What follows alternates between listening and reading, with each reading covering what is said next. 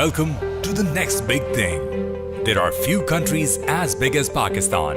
Its 220 million people make Pakistan the fifth largest nation in the world. And among top 5, Pakistan is the youngest, with even more Gen Z and younger people than the US and Indonesia. The young population and a burgeoning middle class is leading to rapid change in how Pakistanis spend their time and money. Pakistan has added 100 million plus mobile broadband subscribers who are using their smartphones to order food and groceries, get around, seek healthcare, study, stay fit, buy everything online and entertain themselves. Pakistani founders have jumped quickly on these opportunities, building and scaling startups faster than their regional counterparts. Here, you'll find the drive, grit, and ambition characteristic of the early days in Silicon Valley. The venture-backed startup transformation that happened in the US, China, India, and Indonesia is now taking off in Pakistan, which is why top global VCs like First Round Capital, Kleiner Perkins, Prosus, Defy, Y Combinator, Harry Stebbings, and so many more have already invested in Pakistan. Now, let us present why we believe Pakistani startups are the next big thing. Bismillahirrahmanirrahim. I must congratulate the organizers of PakLaunch and welcome the participants, delegates, dignitaries, and my fellow countrymen to this conference. I'm very pleased that such an event is taking place, and in this situation, post or during the COVID or end of the COVID era, it is important that linkages must be established between investors and startups throughout the world. Pakistan is uniquely placed, is the fifth most populous country in the world with a huge youth bulge, an educated youth, and the fact that they are mostly English speaking, then makes it easy for communications to take place between investors from outside and the global drives towards startups and in the IT and the software realm. I believe that this youth bulge is being encouraged by the government of Pakistan in a number of areas. For example, we are improving the infrastructure, we are improving the digital environment, we are investing heavily and intellectual change in increasing friendly regulations and ease of doing business. This is the framework in which we want digital economy to prosper and the startups and the IT sector to make tremendous progress. The Kamyab Jawan program, for those of you who do not understand Urdu, is make the youth successful in the future with reference to the IT sector. This Kamyab Jawan program, 20 billion rupees were invested in the youth last year, and probably the government plans to invest about 100 billion next year. Most of these programs are either very soft loans or non-interest bearing loans. Loans being given not on the basis of collateral, but on the basis of ideas and ability of the applicant to bring about definite change. So entrepreneurship is being encouraged, skill development is being encouraged in the IT sector, and startups are being encouraged also through the Kamyab Jawan program. We have a number of incubators now in Pakistan where these startups and the youth which wants to develop some ideas are being encouraged to take part. We need good mentoring, and I hear that PakLaunch has accumulated a vast base of investors who want to invest in Pakistan, who want to invest in the youth, as well as to be able to do mentoring of the people. Venture capital is the only way how these youth, besides the Kamyab Jawan program, can be encouraged. And when the investors recognize an idea and believe that they can be encouraged to come forward, I think it's a very appropriate situation in Pakistan. It's just jumping. It's Pakistan is catapulting itself in the new digital era. The Securities and Exchange Commission of Pakistan, which is the regulator of foreign investment and companies, etc., is creating a congenial environment for entrepreneurs and investors alike. It is creating a 1 billion rupee fund with the sole purpose of partnering with other SAP approved venture capital funds, and at the same time a separate venture capital fund of the same amount is being started so that these new entrepreneurs and the startups can find the money to roll themselves into the market. I hereby must congratulate all of you for attending this. I think it's very important that a good bond of communication is established through the PakLaunch effort. I'm congratulating the PakLaunch organizers, and I welcome the investors from throughout the world. I hereby open this PakLaunch event on Pakistani startups, which is the next big thing, and look forward to witnessing a high energy, high quality conference together with you. Pakistan Zindabad. Thank you very much. Hello everybody, I'm Anusha Ashraf, your host for today, and I welcome you to Pakistani Startup, the next big thing, presented to you by PakLaunch.com. Let me tell you a little about PakLaunch. It is all about bringing together the very best and accomplished Pakistani talent. Now, in a matter of less than 15 months, we have reached over 10,000 members globally and have achieved the critical mass to shift gears for enabling the Pakistani startup ecosystem, a mission that defines PakLaunch's DNA. So with the support of our partners and led by our core team, PakLaunch set out to organize its inaugural flagship conference aimed at inviting the most reputed investors and entrepreneurs from across the world to talk about what we believe is the next big thing, which is Pakistani startups. Today is all about showcasing this tremendous untapped potential through the eyes of those who believe in it, are involved in it, and intend to take it to heights it is destined to achieve. We start our presentations with a name that needs no introduction in the Pakistani startup circles. Atif Awan. He has had a decorated career at tech giants like Microsoft and LinkedIn, where he helped grow LinkedIn by 500 million members. Atif left his outstanding career as VP of Growth and International Products at LinkedIn to dedicate his time in developing the Pakistani startup ecosystem.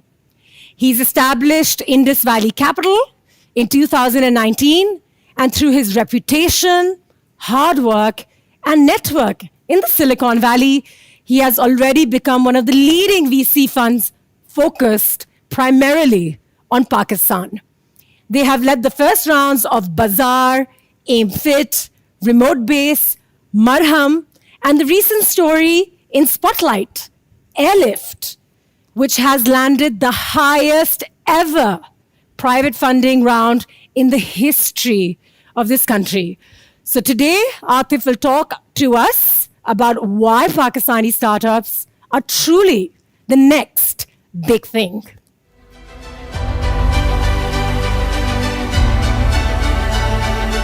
Thank you, Anusha. Hello, everyone. I'm going to set the stage for today by making the case for why Pakistani startups are the next big thing. So the first thing about Pakistan you should know is that it's a very large nation. With 220 million people, it's the 5th largest population. That's more than Vietnam, Kenya, Malaysia, and Canada combined. Pakistan is also very young.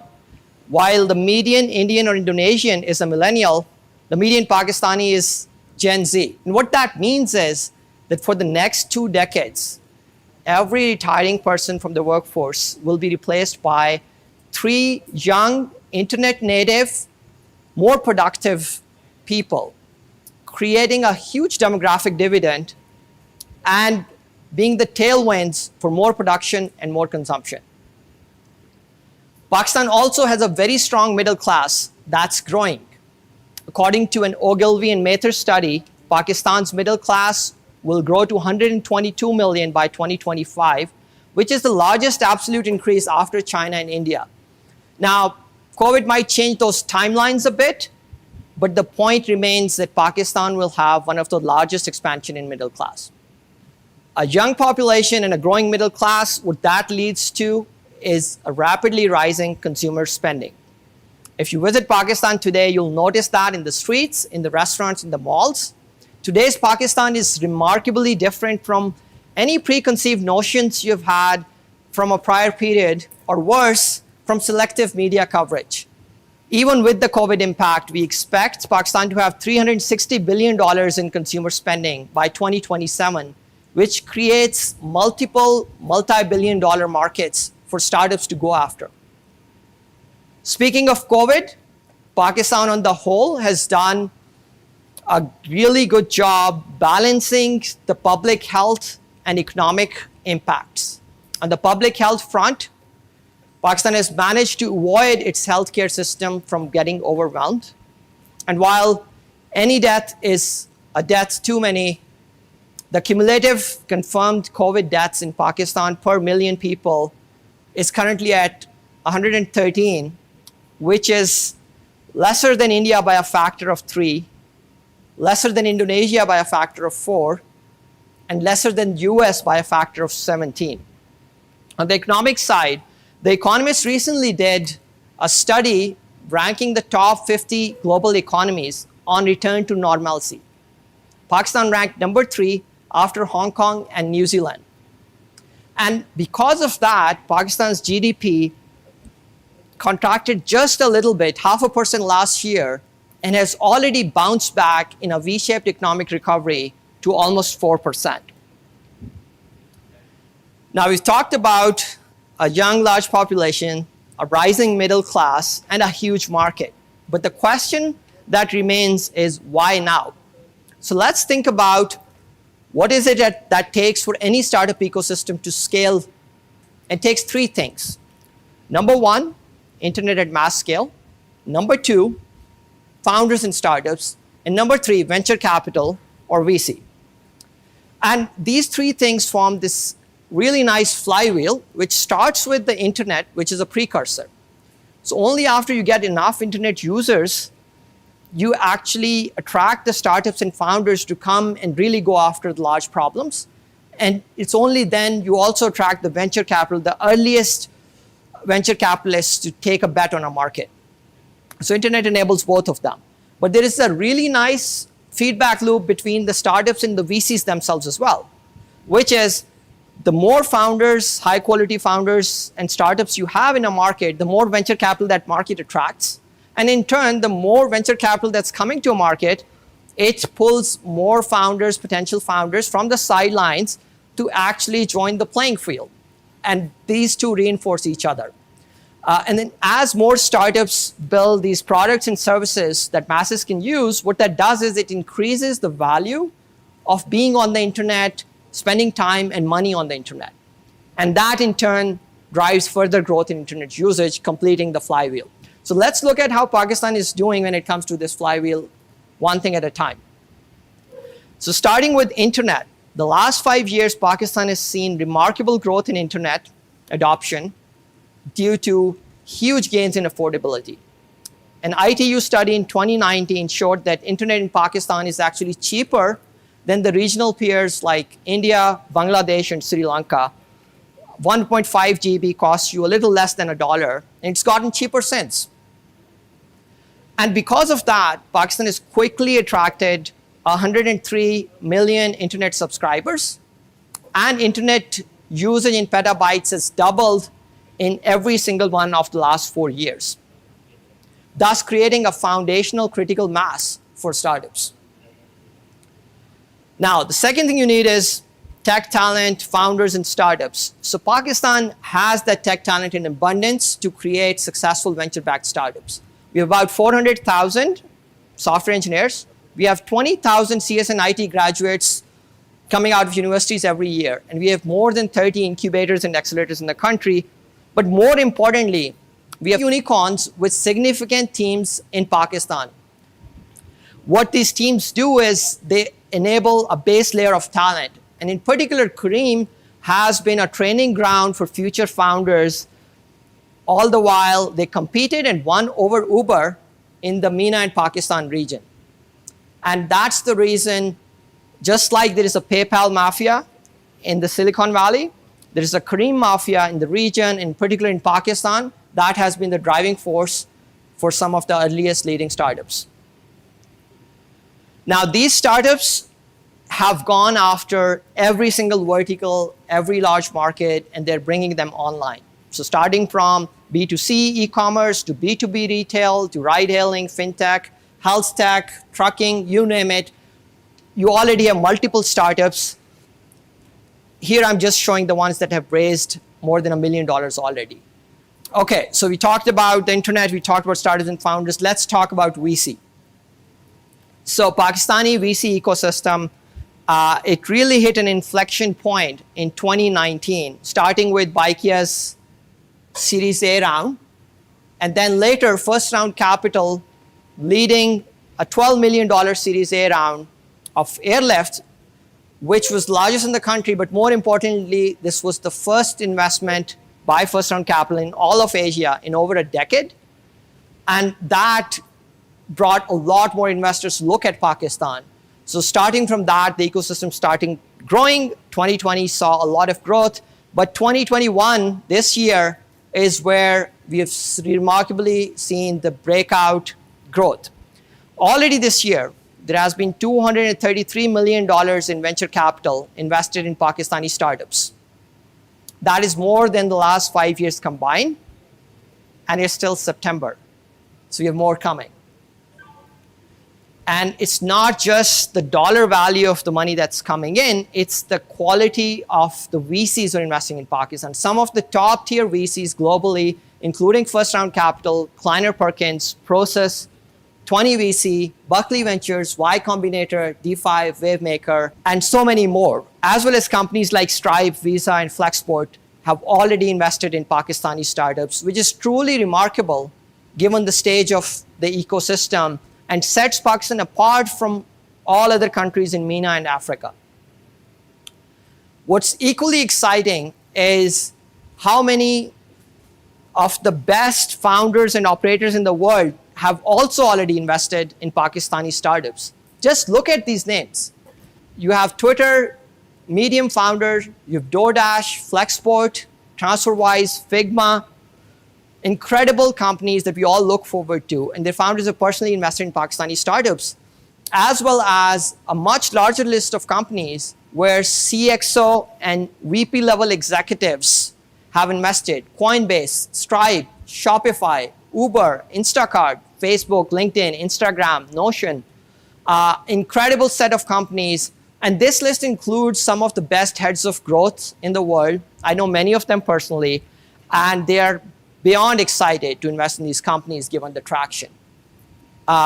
Given all this interest, Pakistan has already proven that there is enough capital coming in, including some recent large funding rounds, that takes away any concerns about follow-on capital that's required to build unicorns. So I'll just recap top 5. So Airlift just recently announced their Series B, which is not only the largest round in Pakistan, but among the top 5% largest Series B rounds globally over the last decade. This was led by 20 VC. Harry Stebbings, who's a huge supporter of Pakistan, you'll hear from him later today as well on why he invested, and Buckley Ventures. Bazaar recently announced a $30 million Series A, led by DeFi and Wavemaker. Truly remarkable because this is a company that's only 15 months old. Cheetah has raised a significant Series B round, but they haven't disclosed it yet. Tajir raised a $17 million Series A round, bringing Kleiner Perkins to make their first investment in Pakistan. And Baikia raised a $13 million Series B from Process, which was their first direct investment in Pakistan. So these rounds all happened last 12 months, showing the momentum that Pakistani startup ecosystem has. Now, what this shows is that the internet startup VC flywheel, it's spinning in Pakistan at full speed. And in fact, it's spinning faster than earlier what happened in Indonesia and in India. So in 2019, I wrote a blog post that went viral, which was titled, Why Pakistani Startups Were the Next Big Thing. And I had compared Pakistani startup ecosystem back then in 2019 to Indonesia in 2009. So there was a gap of 10 years. In 2021, today, Pakistani startup ecosystem already looks like Indonesia in 2014. So we have traveled 5 years the equivalent of Indonesia's early journey, and it took us just 2 years. And the reason for that is that we had a late start. So the mobile adoption is already here, and the global capital flows faster today than it did a decade ago. But bottom line, this ecosystem growth, it's happening. It's going to happen very, very fast. So just a quick recap. We talked about Pakistan being a large market, 220 million people, very young with a median age of 22, growing middle class, creating several multi-billion-dollar opportunities. Internet usage in Pakistan has hit a critical mass with 103 million internet subscribers, which allows startups to go after large markets. And the flywheel of internet startups and venture capital in Pakistan is in full swing with $233 million in venture capital already invested in this year. We expect to cross $300 million.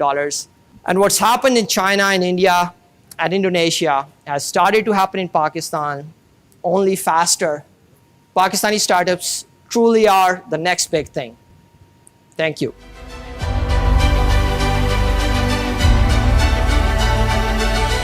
Kulsoom is the co-founder and general partner at I2I Ventures, an early-stage VC fund for Pakistan, and the country's first female-founded VC fund.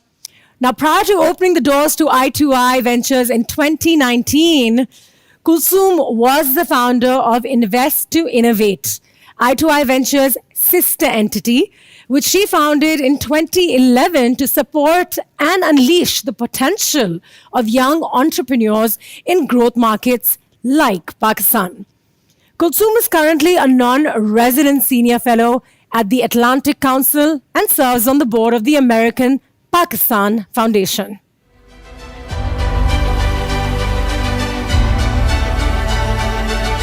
On August 20th, 2021, the Prime Minister of Pakistan, Imran Khan, made a tweet or tweeted about Airlift's recent $85 million Series B raise.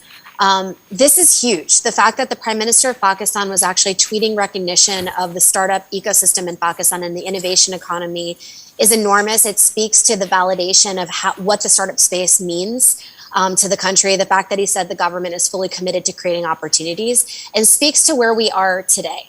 Actually, if we look back 5 years ago, 2015 to 2020, startups have raised over $445 million in capital, but over half of that has been in just this year alone, and we're only in August.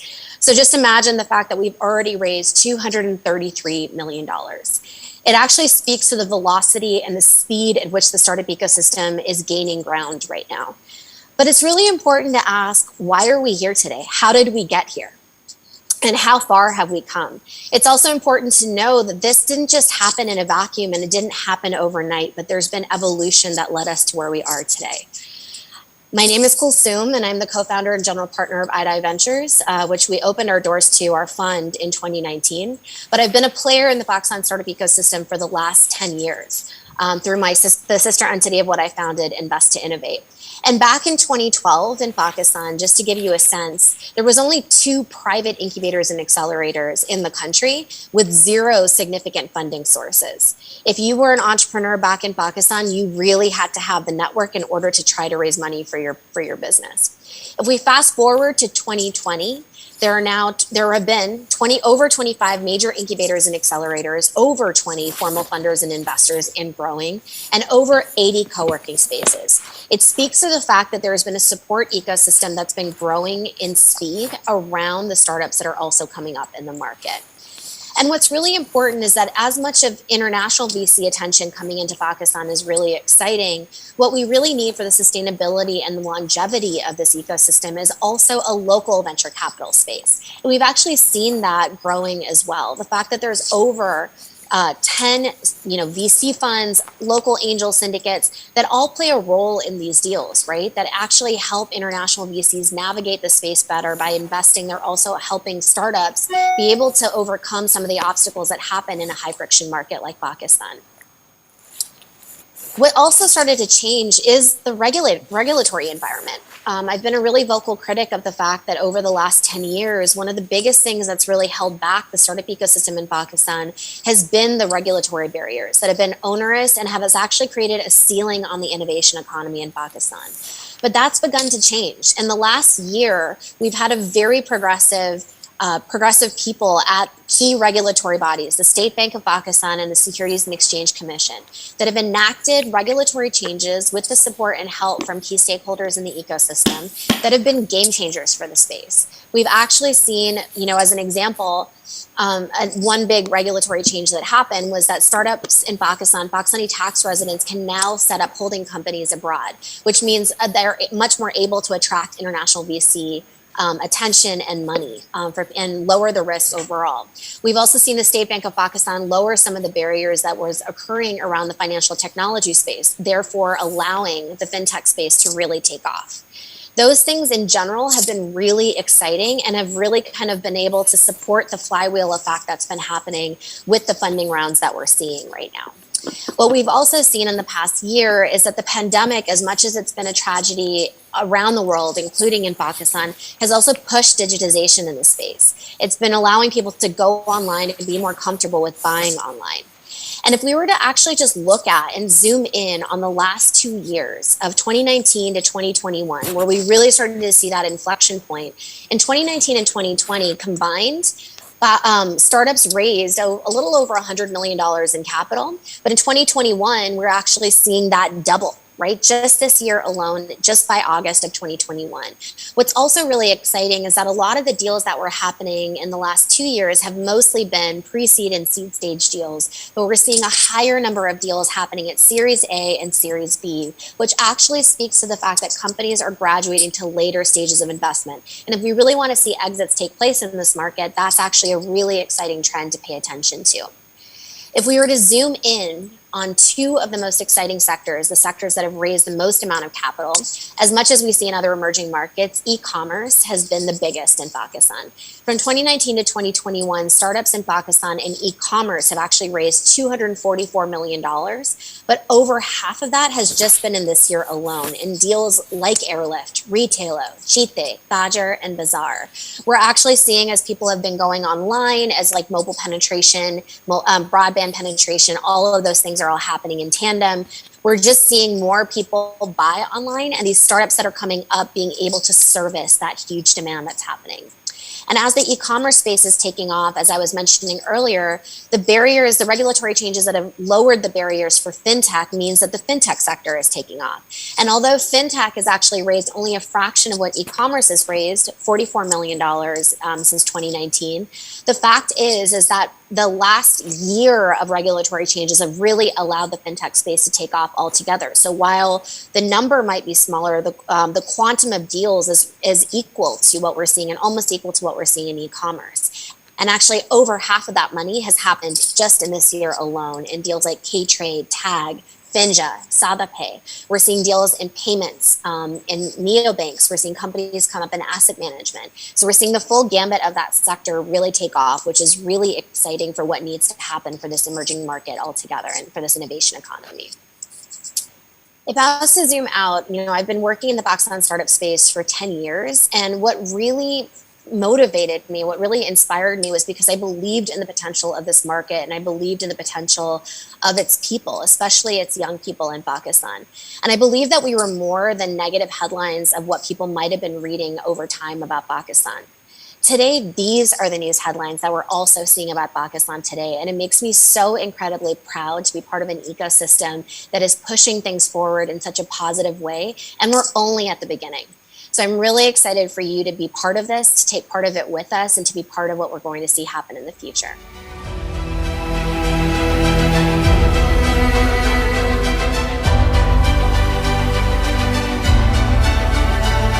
It is now time to listen to some of the much anticipated global VCs who are excited about the prospects of Pakistan as much as we are.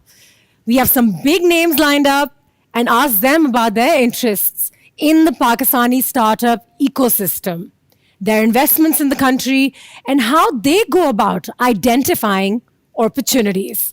Let's have a look. We're extremely excited and very fortunate to be here with you. So as of today, we have invested in 4 amazing Pakistan companies: Airlift, Retailo, Digikata, and another fintech company that we have just committed to invest. And we're actively looking for several more, and hopefully we can find ways to collaborate and explore areas of collaboration with you. Our experience with Pakistan founders has been extremely humbling.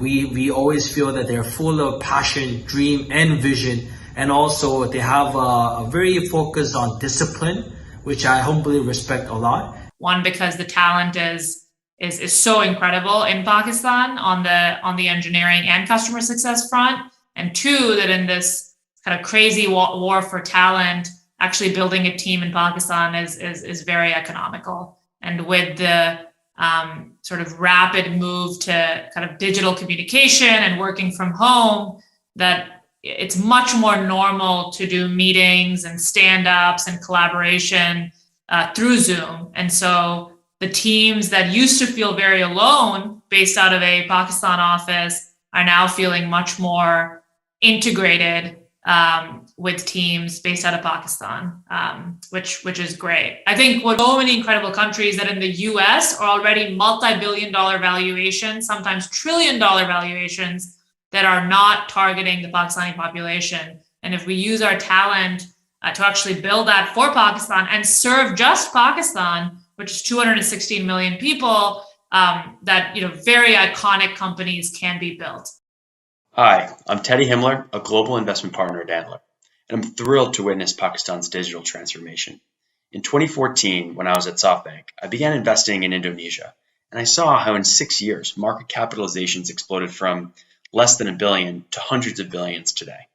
I think Pakistan is Indonesia in 2014. We look at all emerging markets, developed emerging markets like Brazil, Russia, Turkey, and then the more frontiersy, earlier stage emerging markets like Pakistan, Egypt, Nigeria, to put them in those kind of categories.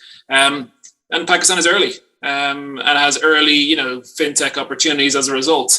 But when you see what's happening in e-commerce and marketplaces, you know what will come next. Online, offline payments needs to happen, credit, SMEs, consumer needs to happen, the investment spectrum needs to happen. We've seen this playbook happen in regional countries like India, Indonesia, not that it's finished yet, and extrapolate is maybe too easy, but we know the direction of travel in Pakistan. And once you've got long-term capital and you find the right founders, it's the right place to be. And we actually started our journey in Pakistan back in 2018 when we announced our first investment into Sasta Ticket. Since then, we've invested into another 6 companies in Pakistan. We invested into Airlift, Tajir, Invent Hub, SafePay, Tag, and Truck It In. But here's the exciting part. Since then, we've actually made another 8 investments on top of those first 7, except these 8 investments have not been announced yet. So stay tuned. So Gobi, through Fatma Gobi, we've already made 15 investments in Pakistan. I think that makes us the most active, if not the most, one of the most active early stage venture investors in the Pakistani tech ecosystem. And you know what? Stay tuned. Expect more to come. The most exciting things is I'm seeing great companies from Pakistan literally every week now. But at the same time, we through Next Billion Ventures, and I also advise Village Global in Silicon Valley, have done 2 investments. Bazaar is the first, which is a B2B marketplace, a model I know very well from investing in other parts of the world, with a fantastic experienced team who really understand the dynamics and the hands dirty aspects of it, who will then use software and data to, I think, blow it out throughout the country. And the second one is a company called Abhi, which is a payroll advance company. Again, another model that we have seen from Southeast Asia to Latin America. And we think it's an incredible opportunity with a great founding team to do the same kinds of opportunities unique to the needs of Pakistan. It's been such an exciting surprise, and it shouldn't have been a surprise at all. but not only the quality and caliber of kind of the basics of tenacity and follow through and persistence that you look for, that is not surprising at all. But it's a number of these amazing founders who actually have seen the show before. So they'll come from Kareem, or they'll come from other fintech or other emerging markets, as well as some of the earlier attempts in Pakistan. So not only are they raring to go, but they actually understand how it's done. And I think that's been incredibly impressive. I've spent now over a decade really focused on emerging markets, and I have a pretty good instinct of where the opportunities lie. And it all begins with talent. And at that time, we saw in Pakistan that there's incredible talent, again, with tremendous market size, and it's really below a lot of people's radars. We really think it could be one of the great next big things, and we're very excited to be on this journey.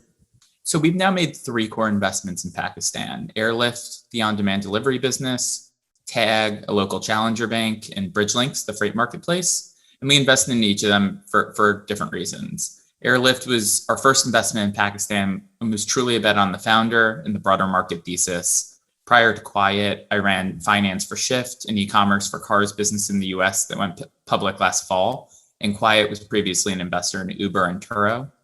We'd long tracked the transportation industry and thought there was an opportunity to build a solution between public transit and private cars within the emerging markets. And once we met Goal, we were completely sold. He's an excellent operator who's combined an ambitious vision and a track record of operational expertise. And basically he had a really bold view of the future and a real plan to get there. Tag is a local challenger bank that we invested in earlier this year. We were impressed by Talal, the founder, specifically his grit, his willingness to run through walls, and his deep knowledge of global challenger banks. We were drawn to the specifics of the Pakistani fintech ecosystem and how regulations were changing, and thought there was a compelling why now for Pakistani challenger banks to emerge. And finally, we recently invested in Bridgelinks, which is a local freight marketplace. For an early stage startup, we'd never seen such impressive growth, and we thought that the market opportunity to digitize the freight industry was massive. So we're incredibly excited to join Salman and team there as investors. So far, we've made 2 investments that touch Pakistan, which we're quite excited about. The first is a company called Recode. We actually met them in Thailand, but they also have operations in Pakistan. So they're founded and led by a team of MIT alums. We're aiming to use a combination of machine learning, satellite imagery, agronomic models, and weather data to help smallholder farmers improve their productivity and profitability. So they help farmers implement best practices, gain market insights, and even access to capital. And the results have been encouraging. We've got more than 150,000 farmers on the platform across Thailand and Pakistan. And farmers are seeing double-digit percentage increases in both productivity and profitability. Our other investment is in an FMCG B2B marketplace that's hyper-focused on Pakistan's 700,000 plus Kiryana stores. It's called Bazaar.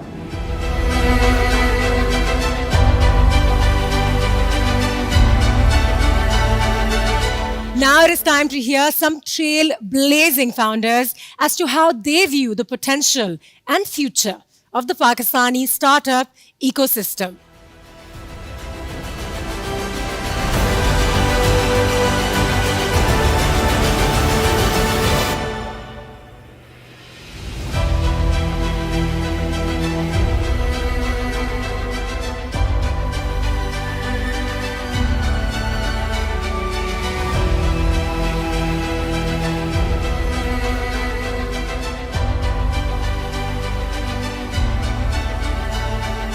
Hi, everybody. Welcome to the panel with the startups on why Pakistani startups are the next big thing.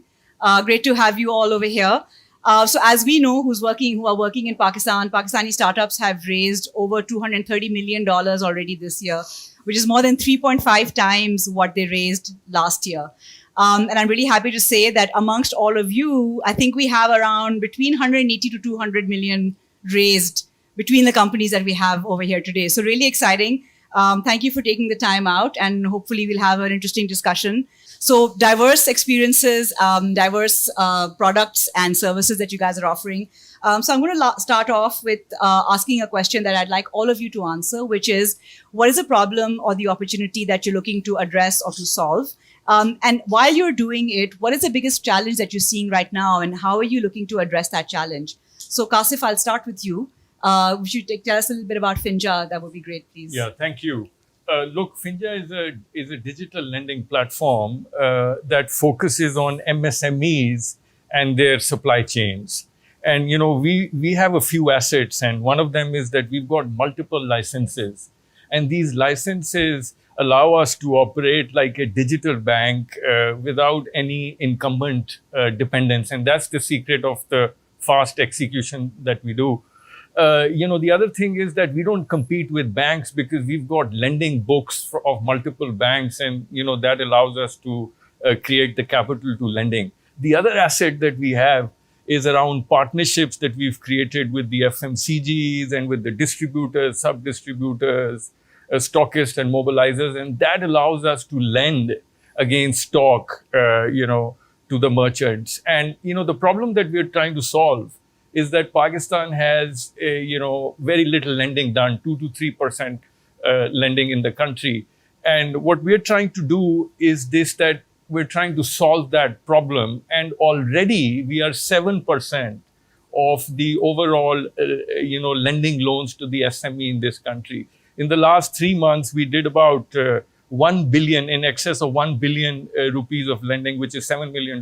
And in the next 3 months, we're going to do 5 billion rupees, which is $30 to $35 million of lending throughput. Amazing. That's really what we are up to. Yeah. Great. And what is the challenge that you're seeing coming down the road or that you're dealing with right now? The challenge is that, look, we are in 25 cities now, and we've done, 100,000 digital loans in total. The challenge is that we need to be in hundreds of cities in the next few months, and we need to grow our number of loans to many X the size, and that's the challenge. And an opportunity. Absolutely, yes. Hamza, what about you and Bazaar?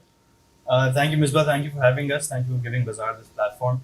Bazaar is essentially an operating system for traditional retail in Pakistan. What does that mean is Pakistan is a country which is dominated by traditional mom and pop convenience stores, owner-operated stores across every single category of groceries, fashion, electronics, pharma, etc. And so these stores are typically offline, but they are really the mass market or the middle of our economy.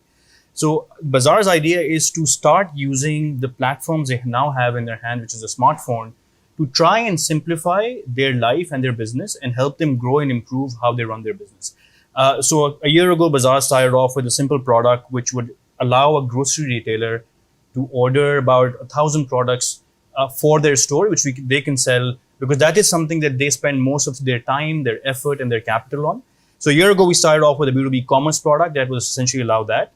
And then a few months ago, we also launched a product called Easy Khata, which is a ledger product in the spirit of creating multiple digital products which can solve different facets or different problems in that retailer's life and their business. And then the idea is to make it an operating system where when a retailer wants to start their business, run their business, acquire products, acquire financial services, acquire software, they are able to think of that, and they think of Bazaar by doing that. And through that, they're able to grow their businesses multiple folds versus what they could do before. I think the challenge in doing all of that, this large ambition, is essentially of scale. Right? We are in a market which is over $170 billion economy. So how fast can you have the maximum amount of impact? Which means that in a business like this, you have to be very efficient in scaling your operations, scaling your team, adopting, getting your customers to adopt the digital behaviors. So it's essentially the challenge of scale, of infrastructure, and how are you able to capture as much of the pie as possible to really meaningfully add a few percentage points. Right, and I'm sure the latest round you've raised is going to help towards that goal. That is the idea, inshallah. Great. Dr. Sara, we'll come to you next. Would you like to talk a little bit about Sehat Kahani? What have you done so far, and what's the challenge you see coming down the line? So the problem that we're solving through Sehat Kahani is basically the problem of access to healthcare in Pakistan. 100 million people today in the country don't see a doctor ever in their lifetime, which means they might go to a quack or a midwife or a nurse, but going to a doctor is not possible for half of our population. And a big factor that feeds into it is a large population of female doctors not working. So data says that we have 85,000 doctor brides or non-working doctors in Pakistan, which is the majority of the medical workforce. So we connect this cohort of female doctors to patients who need healthcare using a telemedicine solution so that people can access doctors virtually. We've created a solution that works for different populations differently. So in low-income communities, we do it through brick and mortar clinics where nurses are sitting and they connect the patient to an online doctor. For masses, we have a mobile app, and in that also we have a corporate solution for corporate employers to provide telemedicine access to their employees through a B2B channel. And then we have a retail product as well that allows anyone, people like you and me, if ever we have a medical issue 24/7, we can reach out to a doctor in less than 60 seconds. What we've achieved so far is we've created the biggest network of telemedicine clinics in Pakistan, which are 35 clinics across the country in all 4 provinces. We've had over 500,000 consultations through our application. We have the largest corporate network using our app, which is 753 corporates through insurance providers and individual accounts. I think saying that, if healthcare is an issue of 100 million people in Pakistan, and we've done 500,000 consultations to date, that's 0.5% of the total market. So unless and until we have more people trying telemedicine as an alternative to physical care and understanding the importance of reaching to a qualified doctor rather than a quack for a country which is majorly run by quack providers or non-qualified health providers, we won't be able to see a long-term impact in the healthcare chain. So our challenge is to get our app being used by a lot of people in a small amount of time. Right. So building awareness and customer adoption on the technology side. Great. Ahmed, we'll come to you next. What's happening with Cheetah, and what are some of the things you see coming down the road as a challenge? Thank you very much.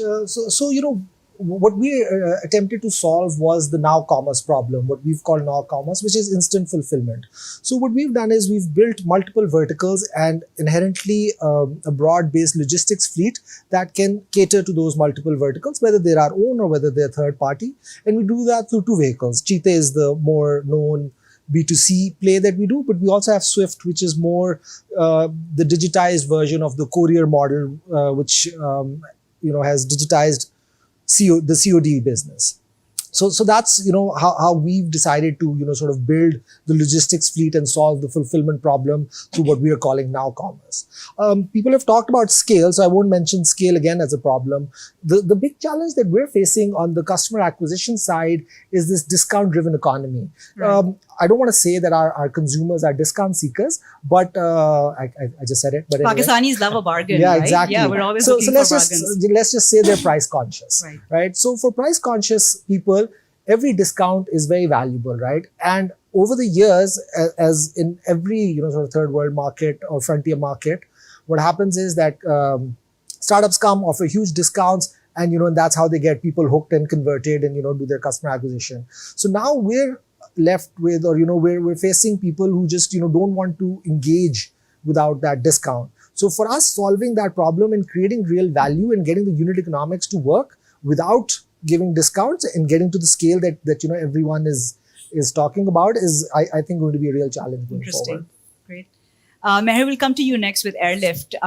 Would love to hear a bit more about your story. Sure. Thanks for having us, Misbah. So with Airlift Express, we're looking to basically lay the groundworks of quick commerce in the developing world. And, as you've seen over the last 12 months, there's been a global transformation when it comes to, retail. And, in terms of the next few years, we're seeing this, sort of transformation being accelerated, especially, in the developing world. For example, right now, 8 out of 10 people, they prefer to, sort of shop in store. Over the next 5 years, we see this being, like 2 out of 10 people maybe, and the number is completely flipping. So I think we want to lead that transformation in the developing world, in the broader Asia and Africa region, in the months and years to come. In terms of problems or challenges, I think just by virtue of the pace at which the business has scaled over the last 12 months, I think one thing that has worked really well for us is attracting and sort of cultivating the right talent. And going forward, as we sort of expand our breadth and as we expand across continents, I think sort of maintaining and sort of building that culture within the new teams, I think that comes across as the biggest challenge, because we view that as a true competitive advantage. Yeah, I can see that. Great. And Malaka? So AimFit is on a mission to make 110 million women in Pakistan believe that yes, they can. On the surface, we offer fitness workouts across multiple programs that are accessible through our digital mediums. But what we're really in the business of doing is helping women overcome the physical and mental barriers that they set up for themselves. AimFit women have completed 25 million workout minutes to date. Wow. We don't track the payments that our members are giving us. We are instead obsessed with our North Star metric of how many workouts is everybody doing every month. And that number today is comparable to global benchmarks. Now, let's let that sink in for a minute, right? We look at the Olympic medal table for Pakistan, and then you look at this statistic of Pakistani women working out, and I think that's just incredible. That's great. And what's the challenge that you see coming in for AimFit? So fitness centers traditionally operate on a model where they rely on people paying them and not showing up. AimFit is disrupting this market, right? We are obsessed with how many workouts people actually do and the value that they receive from AimFit. Without subscription payments enabled end-to-end in Pakistan, which is a really big challenge right now, like Kaf is trying to solve, it's quite a challenge to continue to have your customers retained month on month. We see at AimFit that still with this ecosystem still not mature, people come back to us in their 5th or 6th week after they've finished a month and manually sign up again. So a really big opportunity for AimFit is definitely subscription payments in the startup space that I think will just open a lot of doors for us. Great. And I think the work Kasif and others in the fintech space are doing is going to start helping all of the companies actually improve the experience that their customers are getting, make payments more seamless, access to finance. So speaking of opportunities that Pakistan offers, I think two areas which often go unlooked, or I have up till now, is women as a target market and the mass market as well, rather than just the top 1 to 5% of people that have a higher spending power.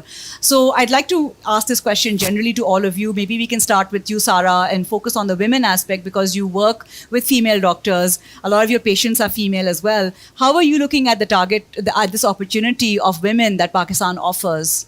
I think because my business is directly related to women, as the entire supply chain that we have is made up of female doctors, I often get asked this question, why female doctors only? I believe there's a huge opportunity in the medical workforce that is going absolutely untapped and underexplored, be female doctors or specialists or community health workers as well, that can be utilized to such a great level to solve this issue. But also on the demand level, we've seen through our work that when there's a female who's taking a consultation, and females are the main drivers for healthcare decisions in our families, even in the lower income or the lower tiered families, they really drive their family's attention towards adoption of the product. So they'll take it for themselves, then they'll bring their children, they'll bring their family members, they'll bring their husbands. This happens to us in our clinics as well as on our mobile application. So we cater to around 60% women through our services, and women have a 2 out of 4 return back rate as compared to a 1 out of 4 return back rate to a male customer. So I really believe that when it comes to healthcare or fintech, females can add as real community champions or mobilizers that can get more people to try the service. And it's really proven true mainly in the fintech industry, and I think we should really capitalize on that. Yeah, and great segue for you, Kasif. How are you looking at it on the fintech space? Look, it's become clear that women, whether they're housewives or whether they're professionals, and now if they're entrepreneurs, they just make for better credit risk, and they bring a greater sense of responsibility to the table. They're very conscientious in the way they spend the money, and then they take a lot of stress in making sure they have great credit. So women is a target market that we are looking at, to lend aggressively. That's great. And Malaka, you already mentioned that in terms of fitness and hours, Pakistani women are actually really kicking it. So how do you see that growing now? And will women continue to be a focus of your business? Absolutely. So the demand for female-only workouts that are localized in Pakistan for women is huge. We see investors excited by that, localized opportunity a lot. And I think that... Sorry, what was the second part of your question? No, that was it. That there's an opportunity that that women can be targeted absolutely. and build. You can build a business around. Yeah, absolutely. Women. We see members at AimFit right now are paying us a higher subscription than Peloton is charging in America. Wow. And that is for the localized, tailored experience that they're getting. So absolutely, the opportunity is huge. Great. And so I guess coming to the broader question then of mass market, it's all about tailoring your products, like you said, to what people want in and where are the gaps. So Hamza, how is Bazaar looking at targeting the mass market? How are you getting out to people that have not been touched potentially by some of these services before?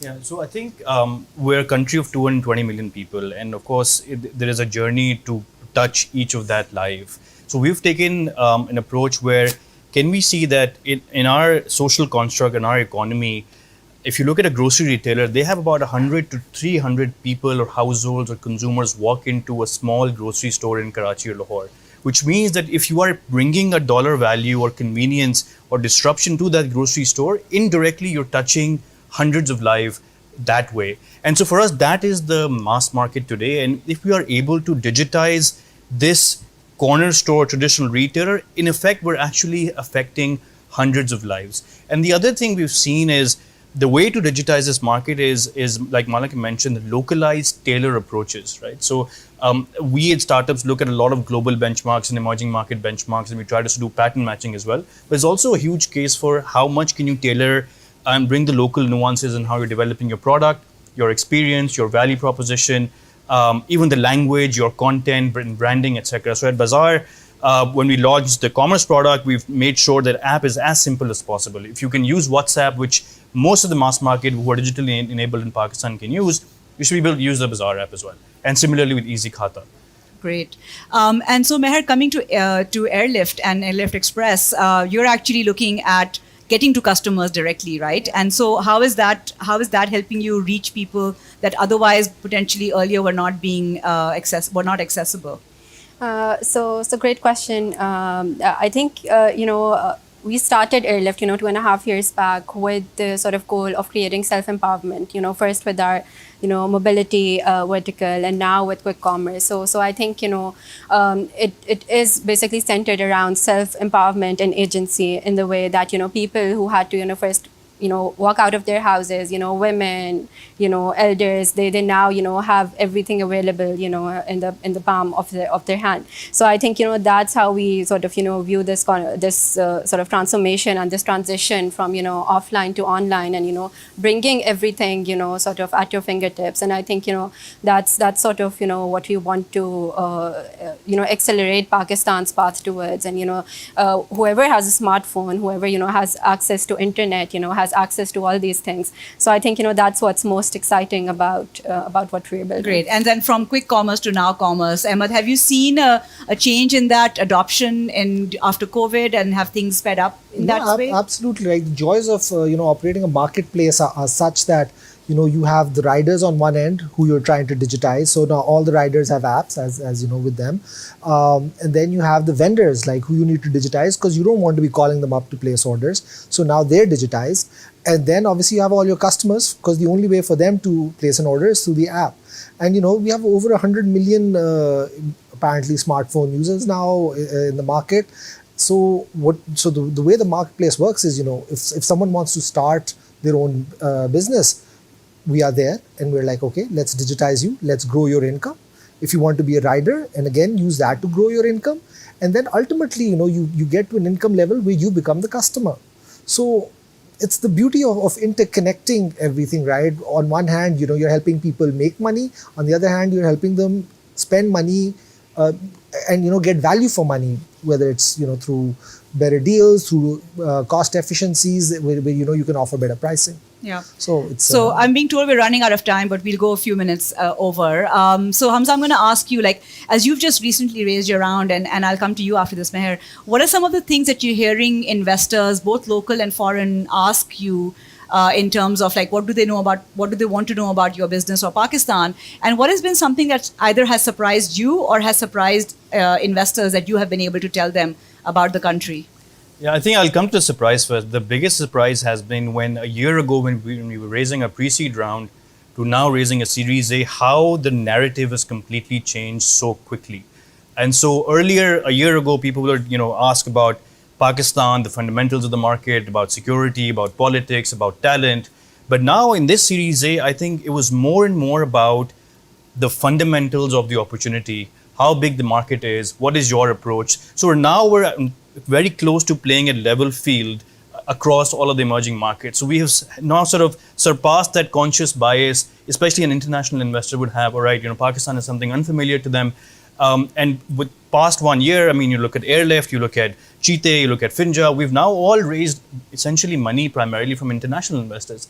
And a lot of people are now making their first bets into Pakistan. And once they make their first bet, a number of follow-on bets come through. So we're all trying to sort of change that narrative together.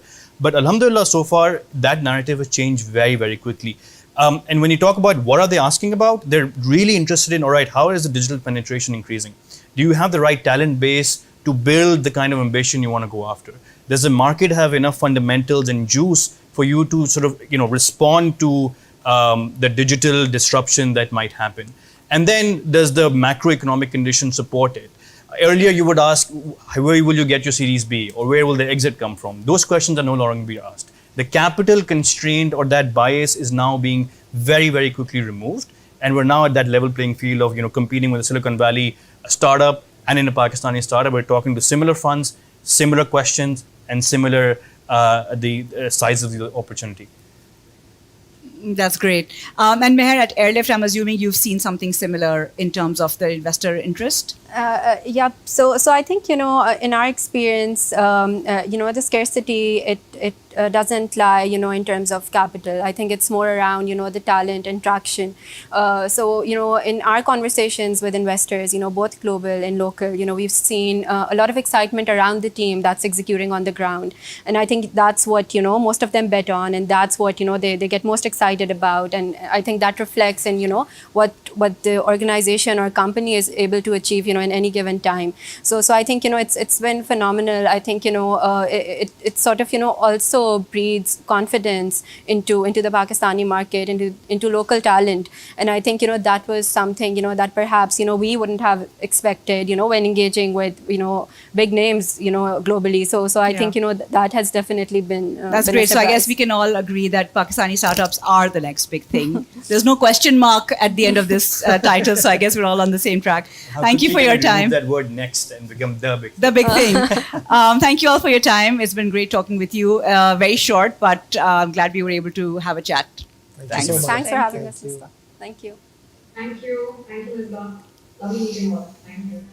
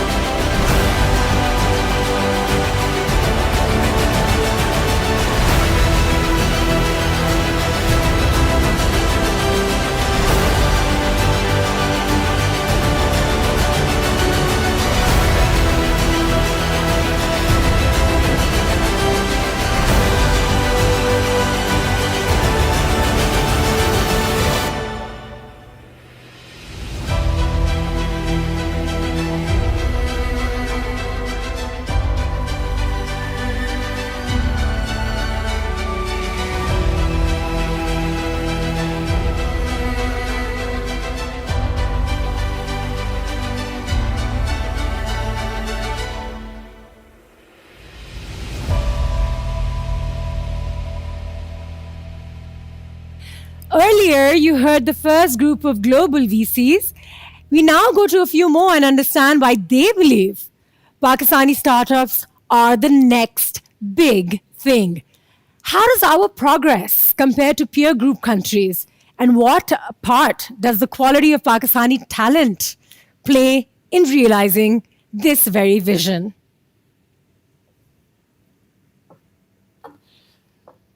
I think it's a phenomenally exciting and bluntly overlooked market. As I said, when you look at other areas which has a lot more influx of capital, I think, bluntly, there's a disproportionate amount of capital going into the opportunity in Pakistan. And, as Jeff Bezos said, your margin is my opportunity. And so I think, very much the case that it makes it a wonderful opportunity and the perfect time to be investing in Pakistan. And I found the engineering pools of talent to be incredibly deep as well. I think this is often something hurled at emerging markets, which is like, oh, you don't have the depth of engineering talent. Not true at all in my experience of Pakistan. So it's, again, another fantastic joy and another reason that I'm so excited to be investing more and more in Pakistan. I would love to meet any incredible Pakistani founders who are changing their industry, fundamentally reinventing consumer experiences, who really, really want to go big. I want to go big with you. I can help you scale this in very, very developed economies like Europe and the US. I can help you get the world's best sources of capital, and I want to build that bench with you. And so that is absolutely, I would 100% invest in Pakistan again. We've only made one investment in Pakistan so far, but given the macro factors that I've just mentioned, I think that Pakistan is as good of an international investing opportunity for startups, whether to start or to invest, than any out there in the world. The US will always be exciting for us, but in terms of developing emerging markets, I think Pakistan is the next big thing. In 2019, I was in Islamabad, and I went on record, and I said this, and again, I was perhaps carried away by the enthusiasm of the crowd, but here's what I said. I said what Silicon Valley did in 40 years, China achieved in 20, Southeast Asia is doing it in 10, and I believe Pakistan will do it in 5. So many people have asked me, Tom, 2 years later, what would you say now? Here's what I'd say. I think Pakistan is ahead of schedule. I think every foreign investor needs to really look at Pakistan, because the question people are going to ask you, 5 years later is, where were you during the takeoff of the Pakistani tech ecosystem? Where were you during the liftoff of this rocket ship? Were you on the sideline or were you on the field? And that's the question you have to ask. And at Gobi, we believe you can't be a spectator. You've got to be a participant. There are a few reasons that Pakistan, as I think about some emerging ecosystems that we could be investing in, where Pakistan really does stand out. One is this really extremely large population, one of the largest population bases in the world, with an incredibly rich and very highly regarded talent pool, both domestically and abroad, and with a very strong appetite for repatriation.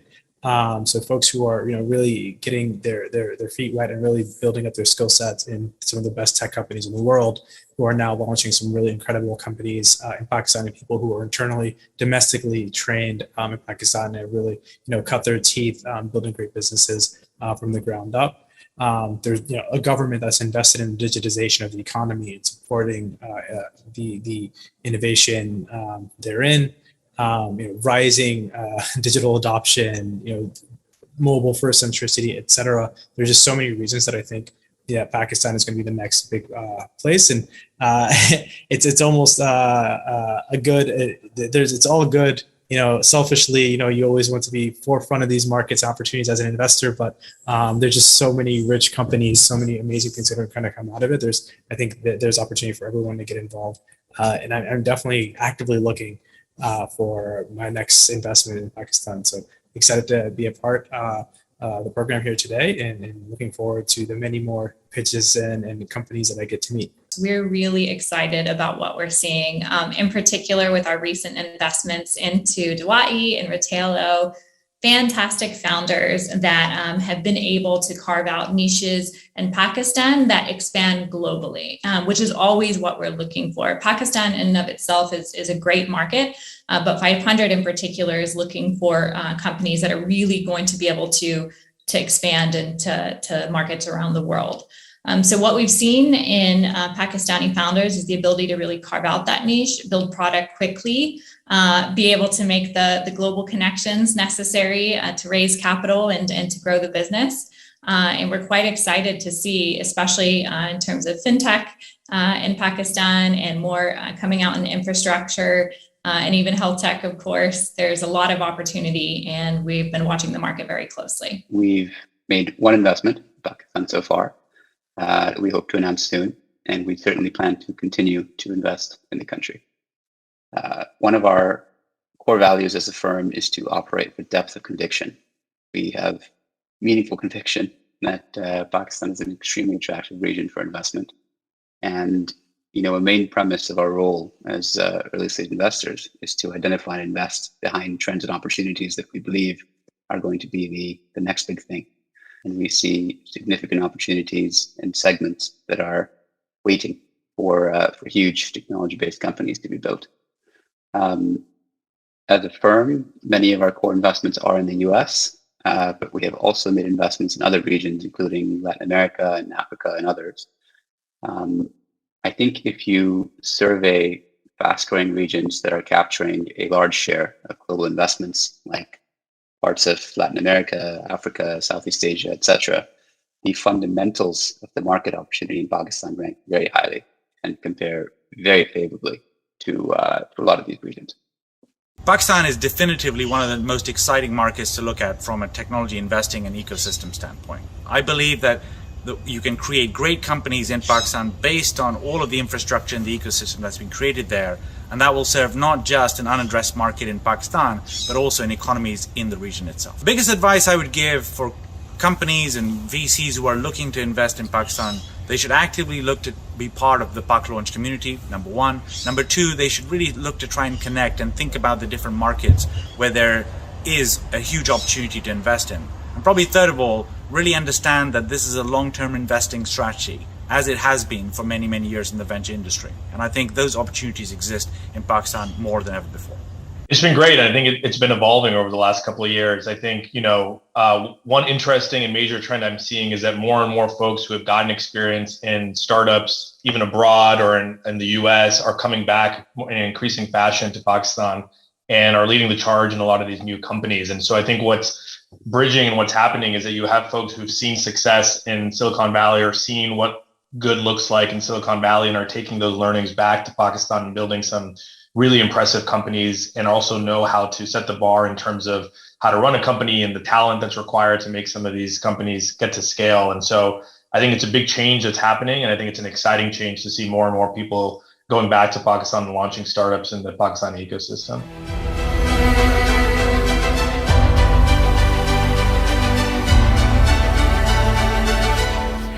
It is not just the investment charts that are beating records quarter on quarter.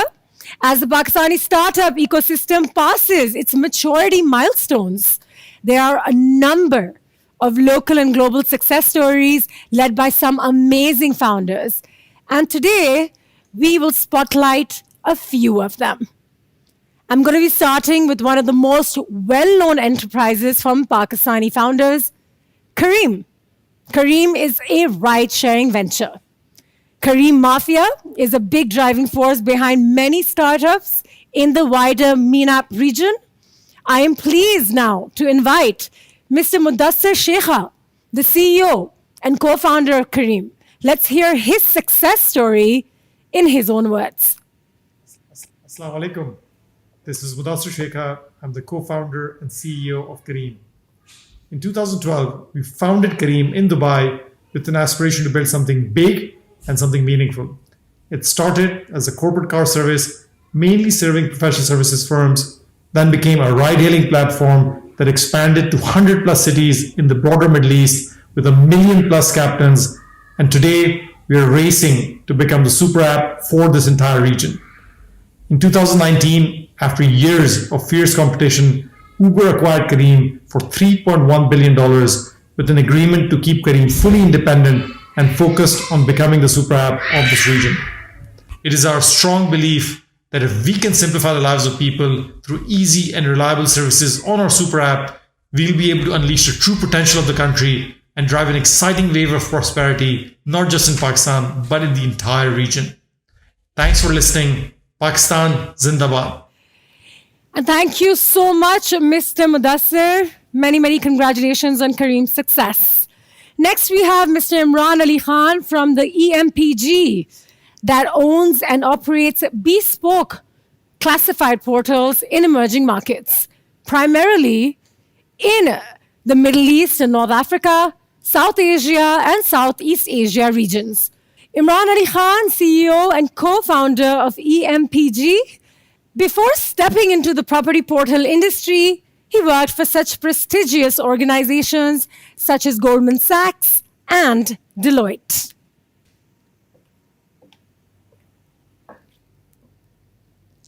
Hi, I'm Imran. I'm the CEO and co-founder of EMPG. EMPG operates classifieds platforms in 16 countries, from Mexico to the MENA region. Pakistan is a large market for us, and Southeast Asia. We started our journey in Pakistan, and I'll talk a bit more about that in due course. In terms of our investors, we've managed to build a pretty good cap table. We have a lot of well-renowned investors who've invested in our business, and our investor base includes Prosus, which was formerly known as Naspers. We have Kingsway Capital, KCK, Acacia Partners.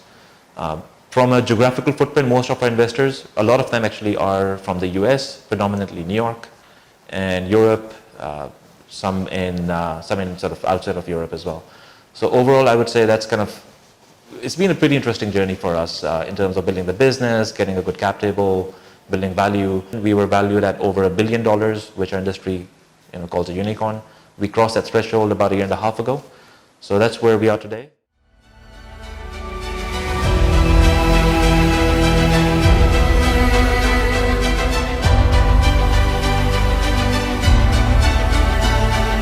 Thank you so much, Mr. Imran Ali Khan. Thank you for your words, thank you for your work, and thank you for joining us today. Now, without any further ado, ladies and gentlemen, I'd like to invite Mr. Munib Meyer on the stage, who is the founder at Bikeia, which is the largest network of motorbikes serving on-demand transport, logistics, and payment services in Pakistan. After graduating from the University of Virginia, Munib went to work as an investment banker at Bear Stearns in New York City. He then led a 600-person back office for SNL Financial in Islamabad, a business acquired by Standard & Poor's. And prior to Bikeia, Munib was co-founder and CEO at Daraz.pk, Pakistan's leading e-commerce platform, acquired by Alibaba Group in 2018, creating one of the biggest exits for a Pakistani startup. Let's invite him on stage, Mr. Munib Meyer.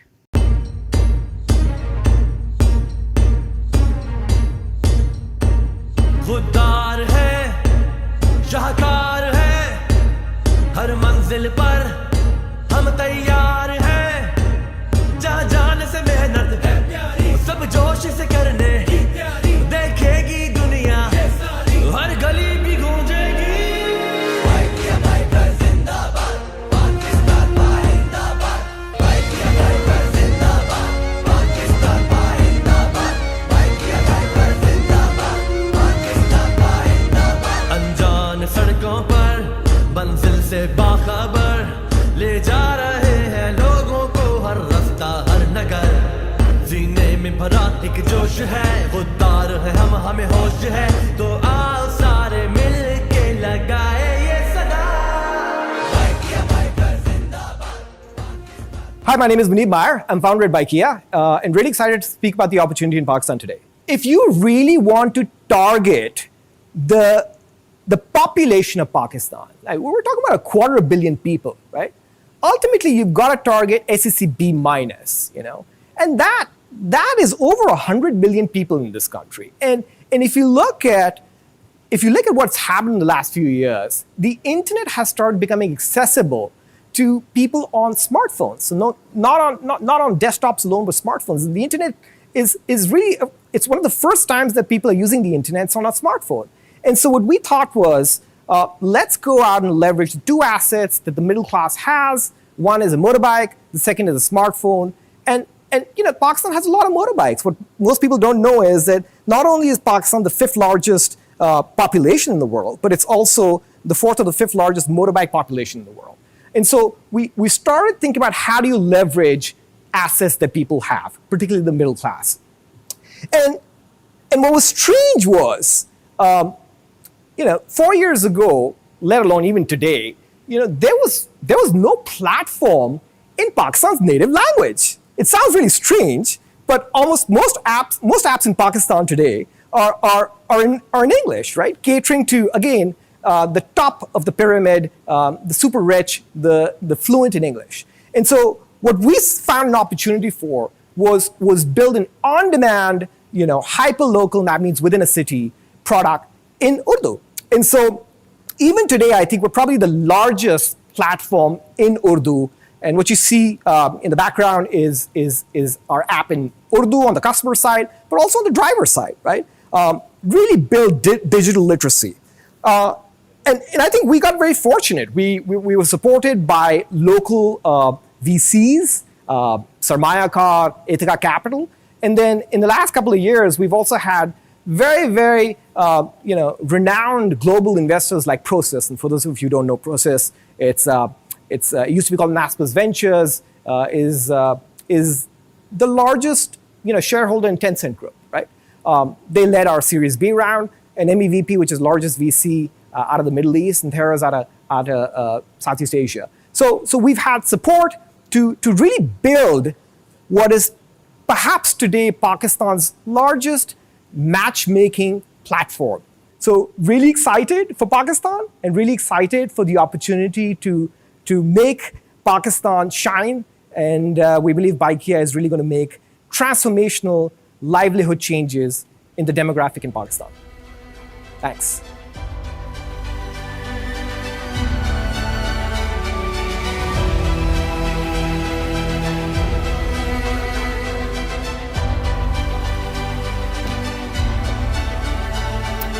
Thank you very much, Mr. Munib. Such a wonderful success. We are happy to have with us founder and CEO of Keep Trucking. Shoaib has extensive experience in entrepreneurship and venture capital. Now, prior to founding Keep Trucking, Shoaib worked at Khosla Venture, where he led investments in consumer and enterprise technology companies, including Instacart, Everlane, Yammer, and HackerRank. And before that, Shoaib led business development for Google's mobile advertising business in Asia as well as Latin America.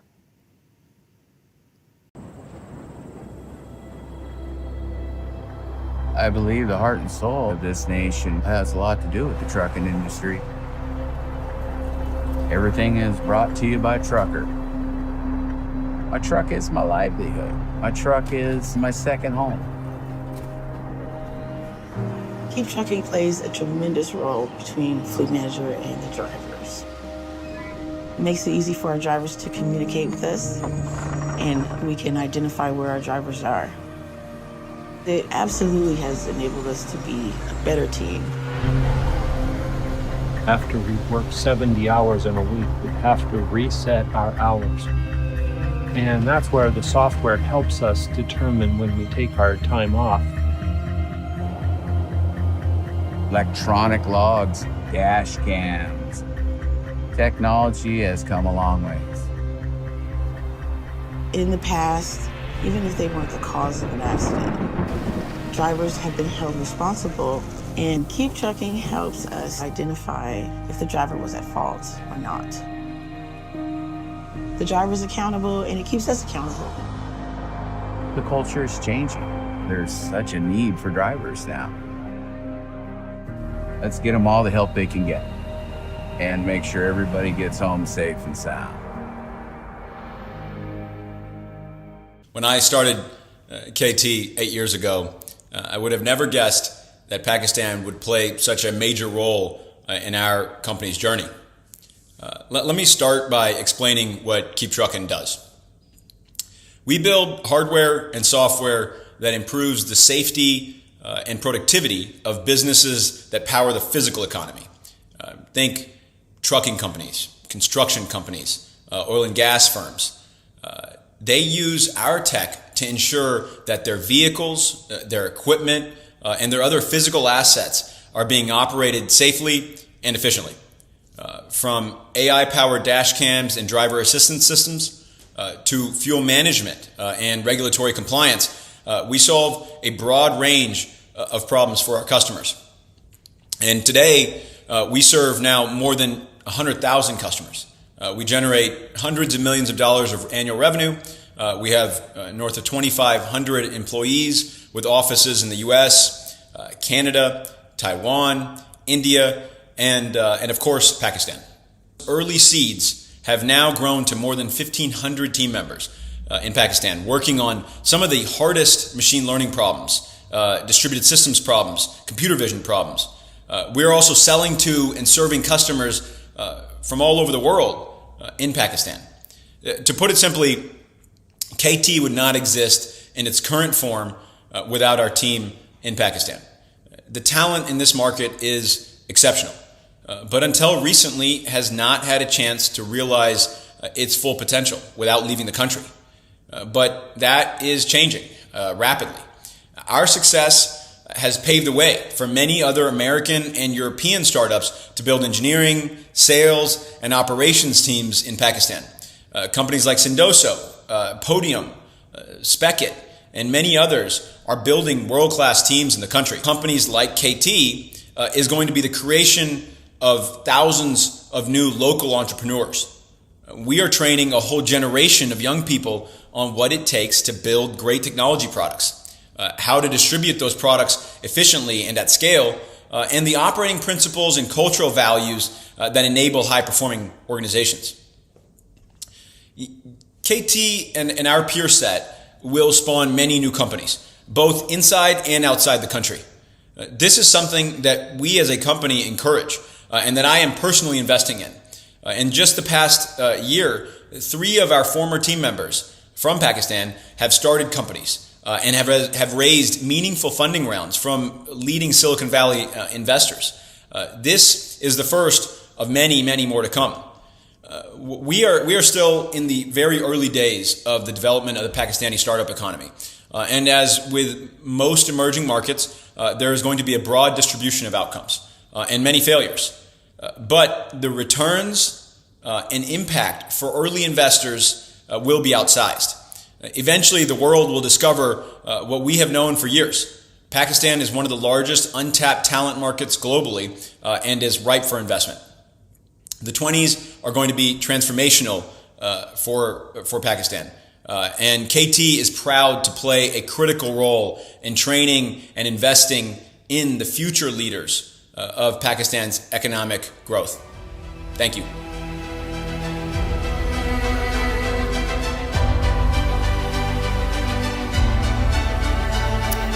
Wow, that is an absolutely great success story with a huge impact.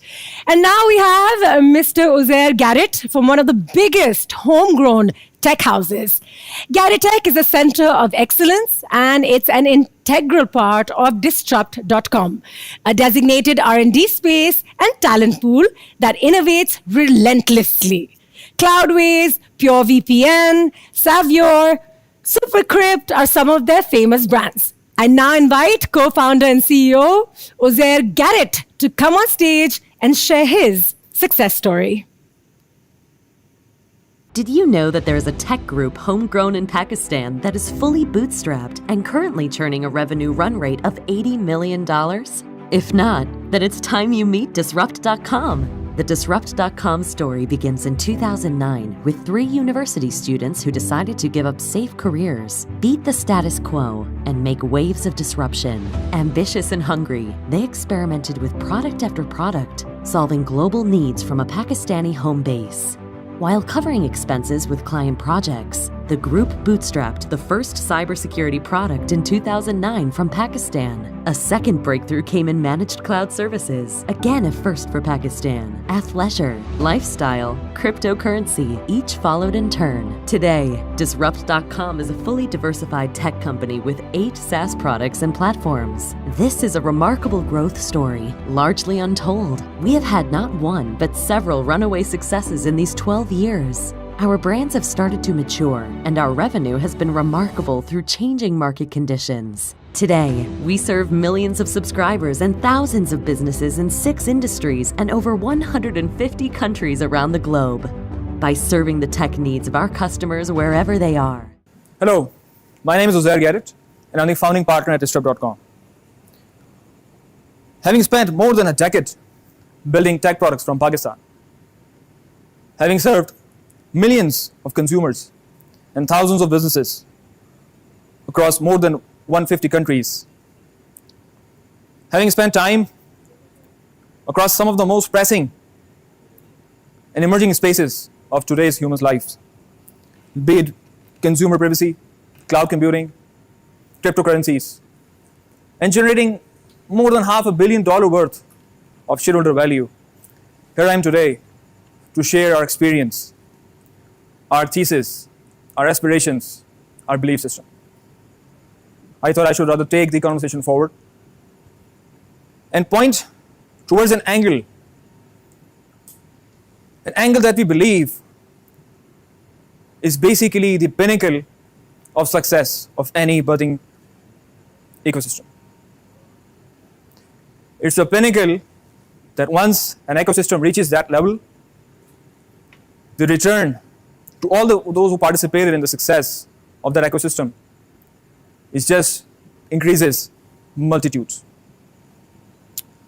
That angle, that pinnacle happens when that ecosystem starts to produce what we call global companies, who basically produce talent, who basically produce value, who basically create systems, who basically create products, which then they export globally.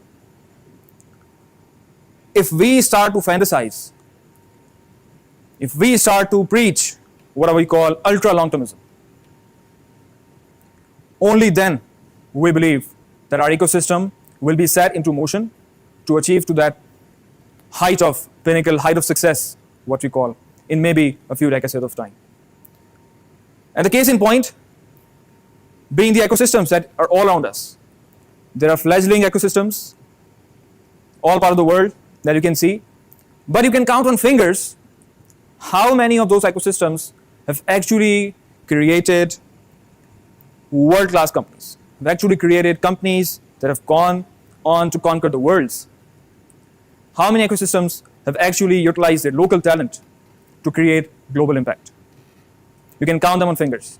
If you start looking at, go back in history, I can name Tata for what it did with India.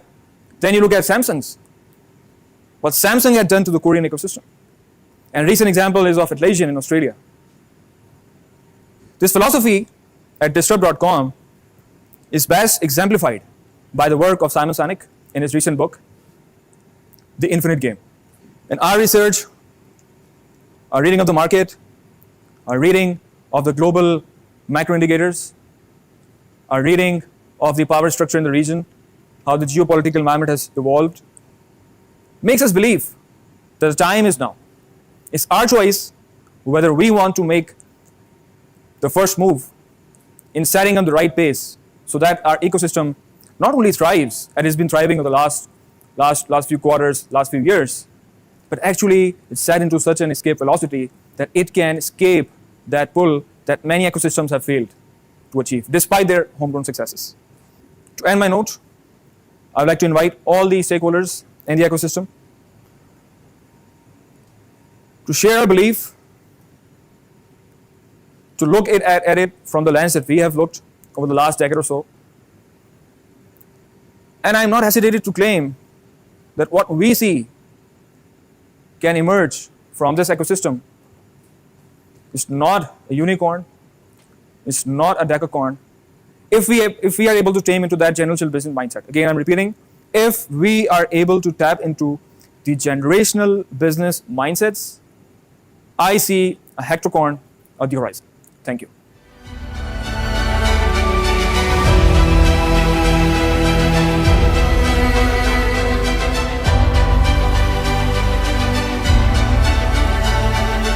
And now, ladies and gentlemen, we have Dr. Naveed Sharwani. With over 30 years of experience in entrepreneurship and technology, Dr. Naveed Sharwani is a well-known name in both Pakistan as well as the Silicon Valley. He founded his first company when he was only 18 and has founded and co-founded many, many ventures since. He currently serves as chairman of Silicon Federation, which enables semiconductor companies to develop global growth strategies. He also serves as chairman of several companies, including Star 5 and Leap 5, and author of several books and over 100 articles on various aspects of VLSI, physical design, automation, and ASICs. Dr. Sharwani served as a professor at Western Michigan University. I think I have seen in the last 20 years an amazing change where the young people of Pakistan have stopped looking elsewhere and they have decided that they are going to do it themselves. This is a kind of empowerment that I have not really seen in any other country, where suddenly a generation decides, you know what, we don't want to depend on anybody else. It is us and nothing else. And I believe this is what is powering the Pakistan tech ecosystem. It is the yearning of the young people to do something. I have met so many people who have no experience. They have really not done anything, but they have this amazing energy that I want to do something. And this, I believe, I have not seen in any other country. And I believe this is what is enabling people to take this amazing risks, which is a very important part of an entrepreneurship ecosystem where people are willing to take risks. I think Pakistan is now ripe for investment because a large population, middle class, needs all the products and services that any other developing country needs. So that's a large market. So there is a lot of scope of hundreds of companies to do that.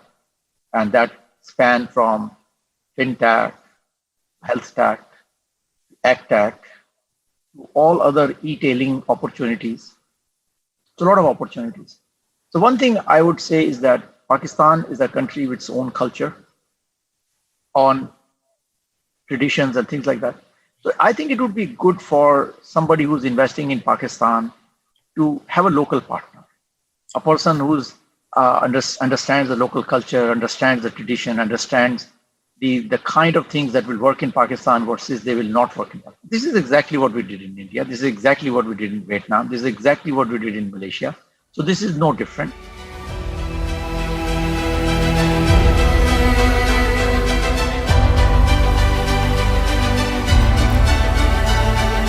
Thank you so much for your time, sir. Once again, thank you so very much. You took our time for us. You spoke to us today, and there was so much to learn. There are so many success stories to tell everybody from across Pakistan that if we start now, we'll probably run out of time. However, we cannot miss Mr. Monis Rahman.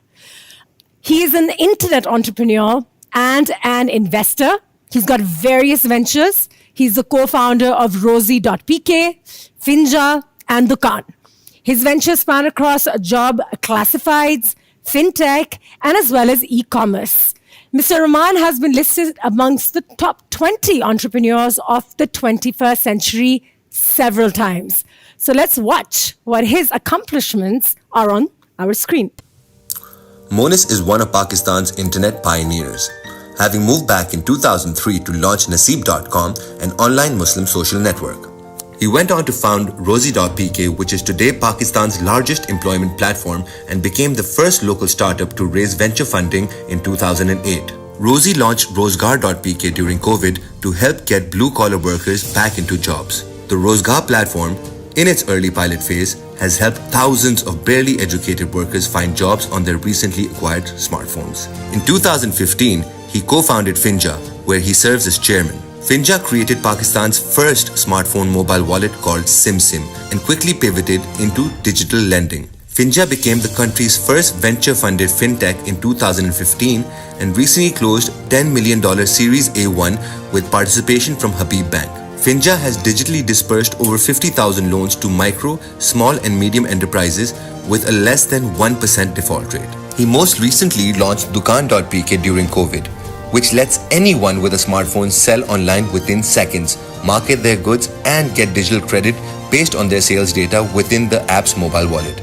Ladies and gentlemen, Monis Rahman. Mr. Monis Rahman. Hello there. Hello, thank you. Thank you for being here today, sir, and It's thank a you for pleasure. all that you do. It's a pleasure. I cannot wait to hear about it. The stage is all yours. Thank you very much. You're welcome. Thank you so much. Very exciting time to be here. It's a kind of a pivotal moment in the history of the country. So going from a time when there are 1.8 million internet users to now where there are about 110 million internet users, 50 million of whom have joined in the last 5 years, has been transformational.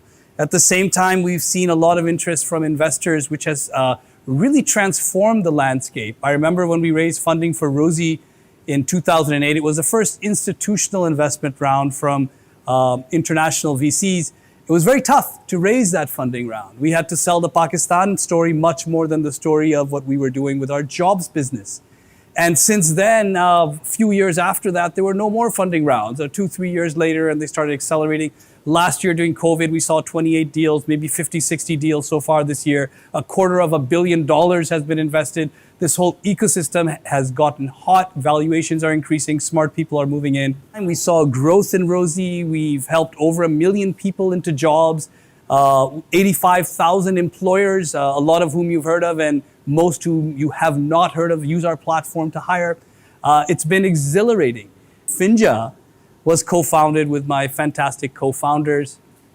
And we launched on the back of a microfinance bank, used their license as a super agent, and found a way to launch Pakistan's first smartphone-based mobile wallet when the other large wallet players were working on USSD. So we worked out a way to do KYC on the phone, and we're very excited that we've launched a smartphone-based wallet. But very quickly thereafter, we figured out that with our very small investment round of around $1 million and having a smartphone wallet, we were really at a disadvantage compared to the telcos who had a lot more money, a lot more users. So we did a pivot, a very quick pivot into the lending space. And we became excited by the MSMEs. And we began to lend to the small Kriana stores and the supply chains. And now Finja has processed over 50,000 loans that are completely unsecured based on scoring information, based on data. And if you look at the total SME loans given in the country, the data from State Bank of Pakistan, already at our early stages, about 8% of all SME loans by number have been given by Finja, a fintech startup that's very new into this ecosystem. And our default rate is less than 1%, about 0.6%, versus about 18.4% for the other loans that are being handed by the banks, etc. And now with Dukaan, it's been about 4 or 5 months. We've clocked about 120,000 shops that have created stores online on this new platform. And the idea of Dukaan is basically to allow anybody with a smartphone sell anything they want instantly in under a minute. You upload your pictures, we take care of all of the payment gateways, we take care of the delivery through partnerships with the ecosystem. And as people sell through this platform, it solves another problem. As Finja is scaling MSME loans and helping these small organizations grow larger by giving them credit, one of the bottlenecks is how do you get the data? How do you help get anybody who sells online to be eligible for credit? Because the banks aren't stepping in at the rate that they need to.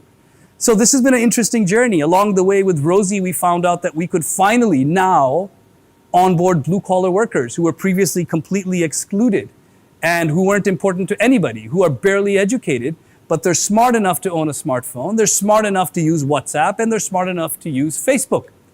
But we haven't built any applications for them.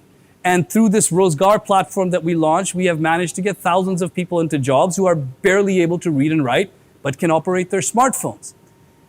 My whole journey until now and where I'm going and what excites me about this ecosystem, being a dinosaur, being probably one of the first startups in the country to ever raise VC investment, and being at the point we are, what excites me and what is my life goal now, my journey for everything I'm doing, is connecting technology with financial services and e-commerce. And I think this combination is a game changer for the country. Of these 110 million internet users, 50, 60 million of them are at the bottom of the pyramid. These are people we previously didn't think of as actually a segment to sell to or to make applications to. Well, they're now online. We can get them into jobs. We can help them sell. We can give them credit to grow. And this is how we transform this country. It's a massive market at the bottom of the pyramid. And we're seeing very good signs, early signs. A lot of the startups you've heard earlier today, a lot of the investors who've entered the country, they have seen this play out. We are seeing it firsthand with our own eyes that we are here at probably the most exciting time in the digital history of the country. This is it. The time is now. And this is a time to transform the country and the people and the population and create opportunity for people we were never able to create opportunity for before. Thank you very much.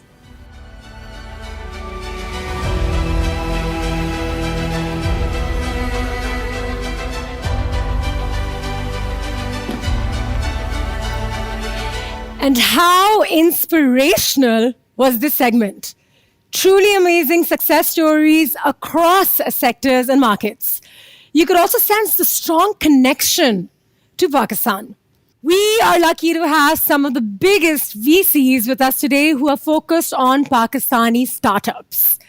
In the next few minutes, they will discuss their first-hand views and experiences associated with the elevated investment activity that we are observing in the country, as you saw from Kulsoom and Atif's presentations.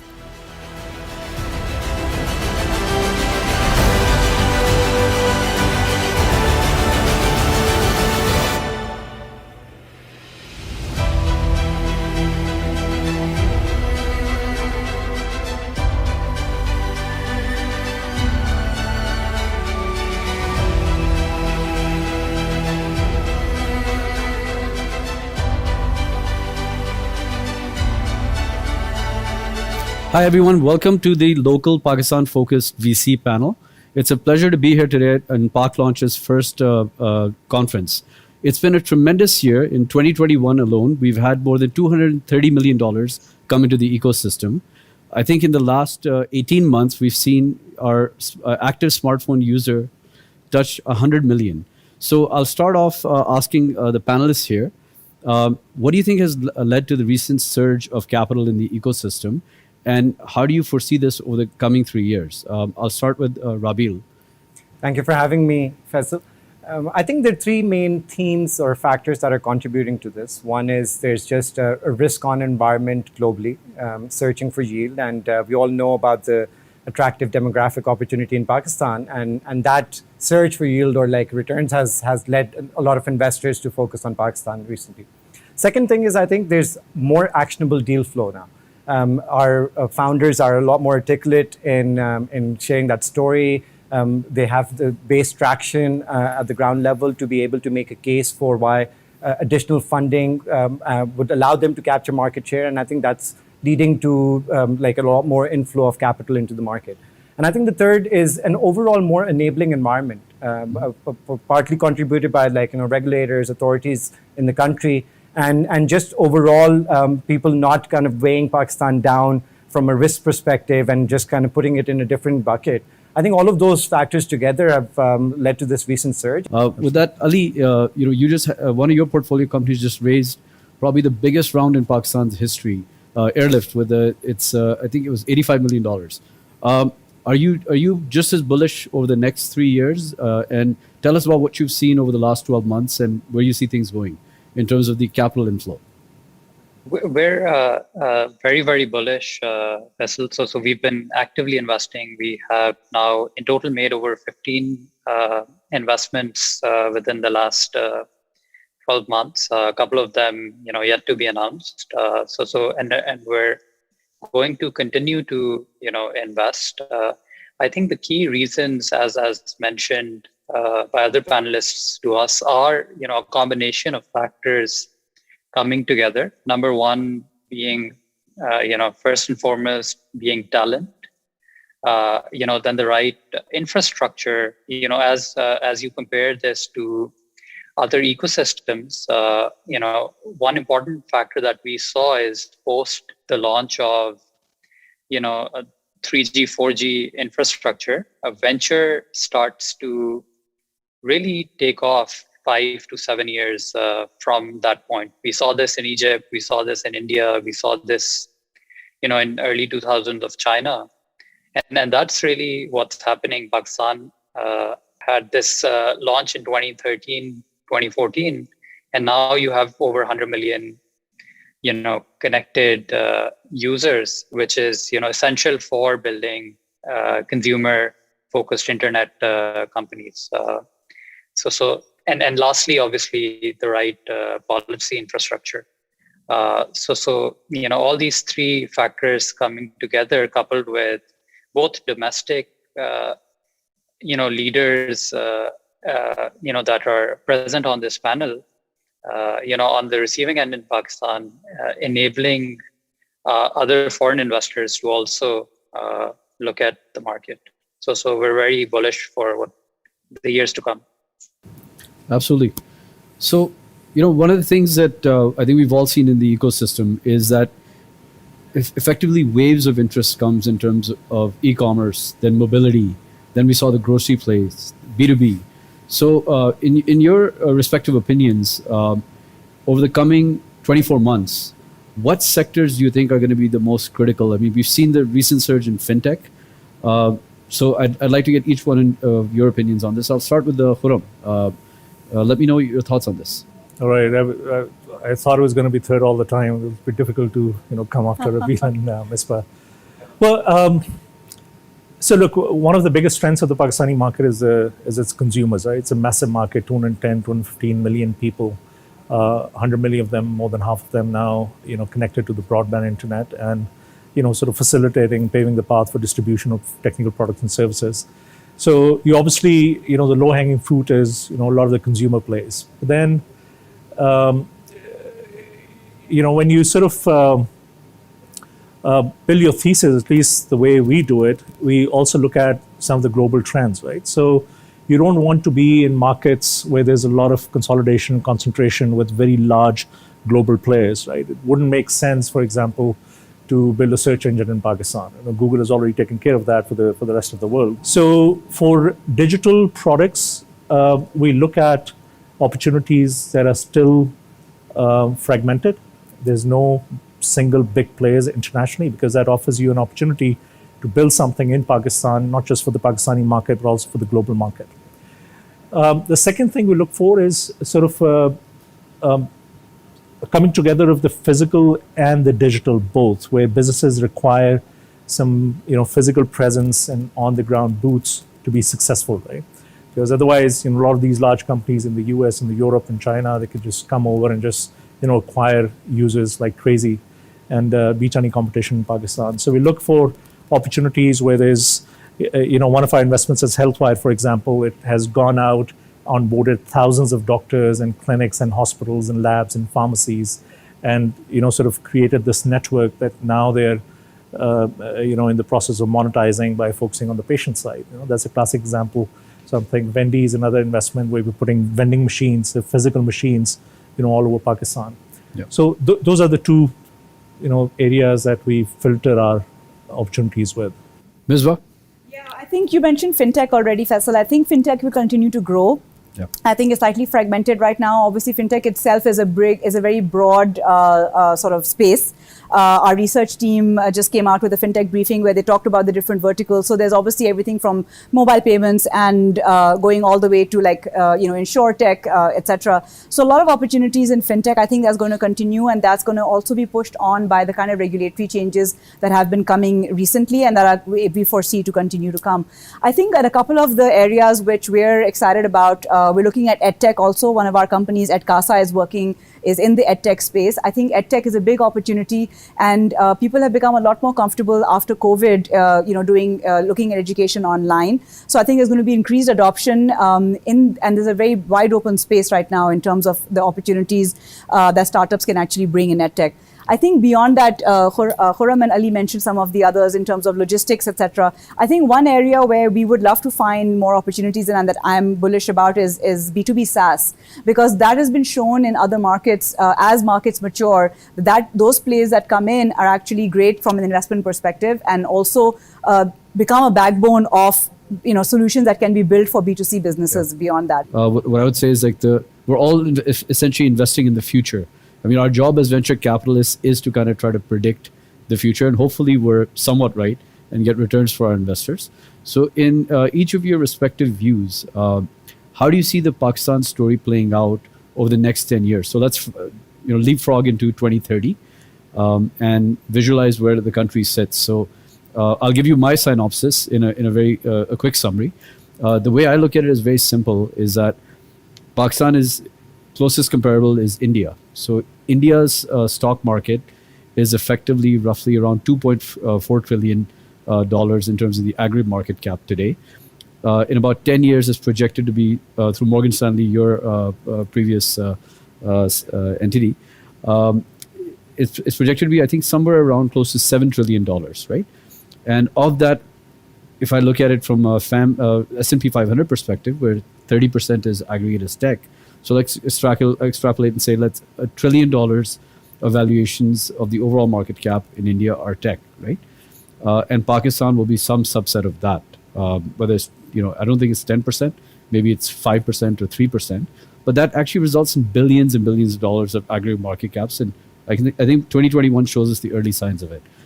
Excellent. Ali, your take on this?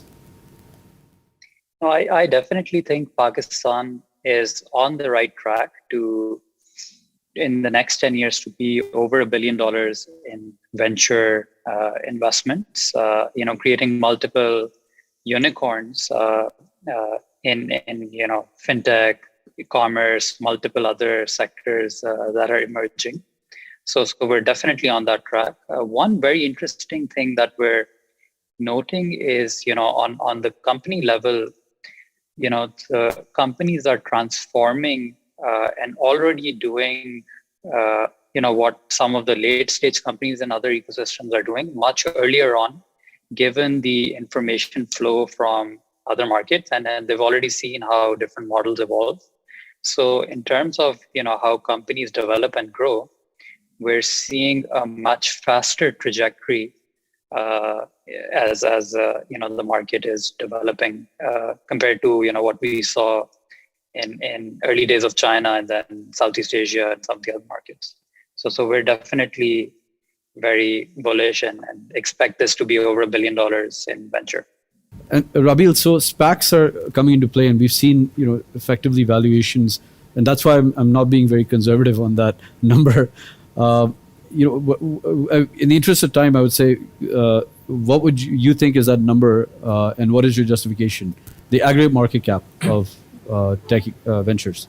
I think a lot of the capital that's coming in right now is going to generate a return.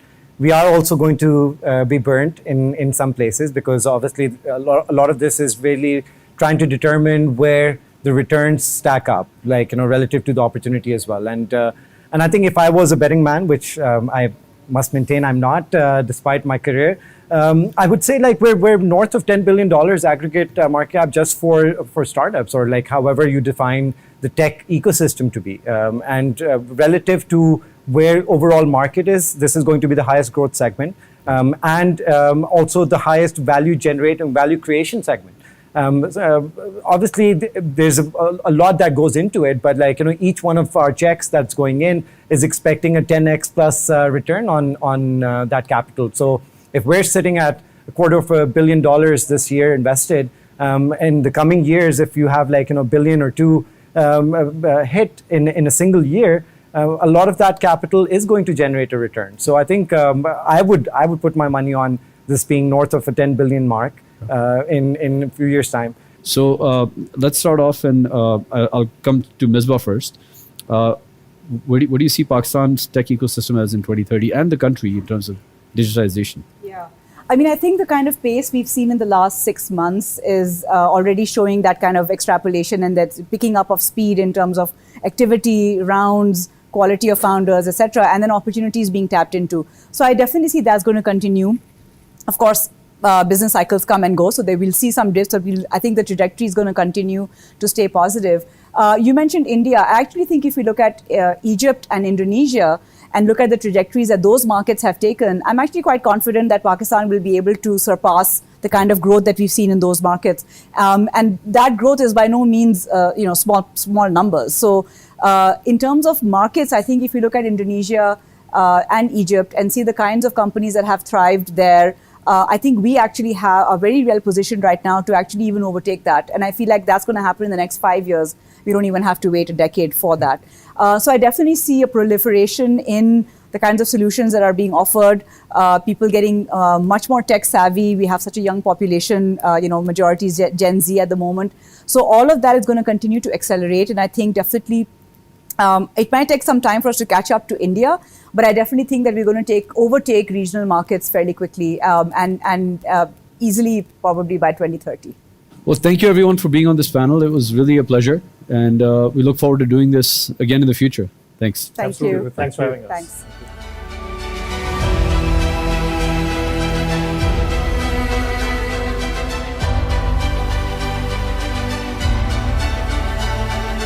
We are privileged to have our Federal Minister for Science and Technology, Senator Shibli Faraz, and Mr. Amir Hashmi, who's the chairman of Special Technology Zones Authority, joining in for this PakLaunch flagship event.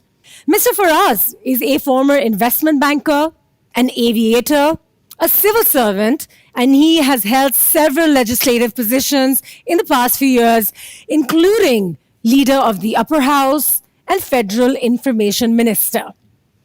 Mr. Hashmi, as a global strategist, IT executive, and entrepreneur, possesses diverse global experience in organizational leaderships with companies like IBM and MCI System House.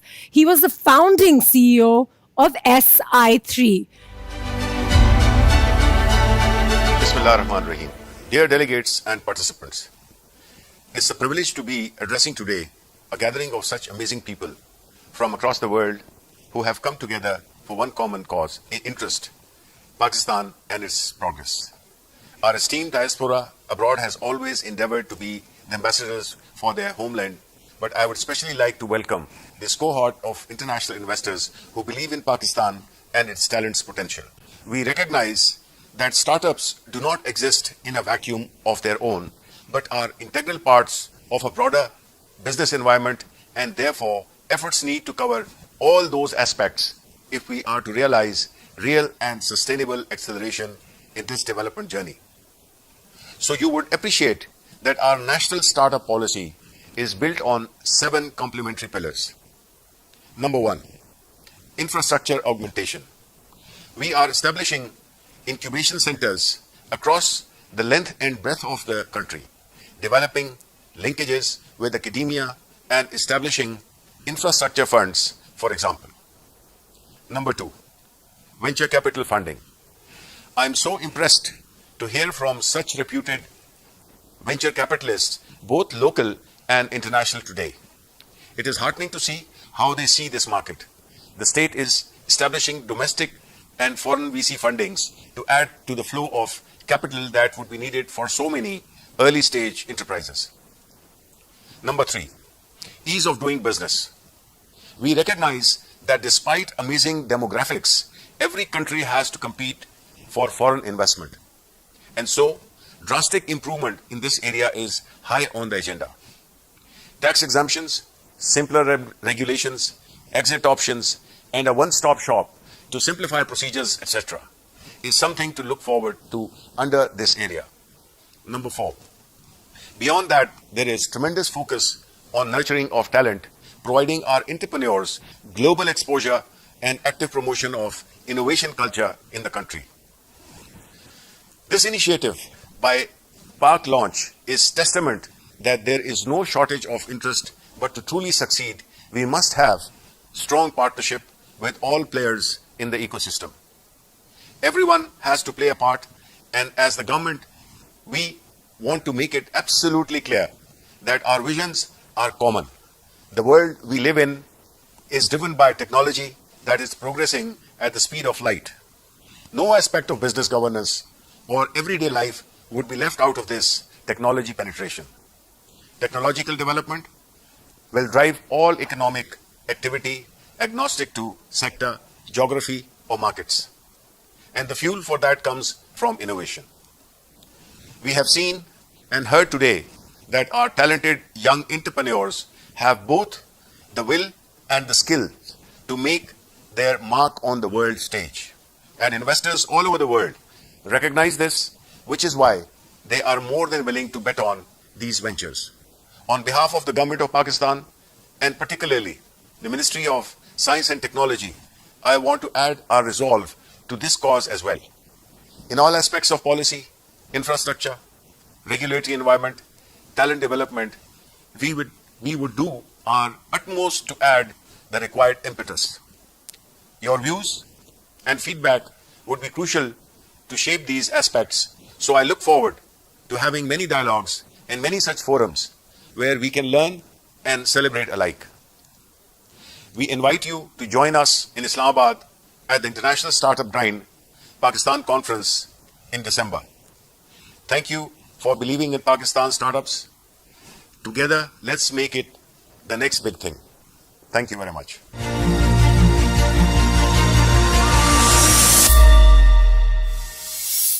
Assalamu alaikum. Greetings to all the entrepreneurs, venture capitalists, the tech companies out there that we're addressing. I'm Amir Hashmi, and I'm the chairman of what we call the Special Technology Zone Authority under the federal government, which is an exciting initiative for the technology ecosystem of Pakistan. And what it is a framework for large global companies, Pakistani startups, small mid-sized companies from global partners around the world, research centers, universities, technical schools, venture capitalist firms, all in an enabling environment that's backed by the federal government for special tax incentives, for special state bank regulations for foreign exchange, for special relief on income and duty free for companies that are going to be there called zone enterprises. So it's actually a tech entrepreneur system that's been established by the government. Now, the reason the government's established all of this is, of course, for the tech and innovation entrepreneurship ecosystem to grow.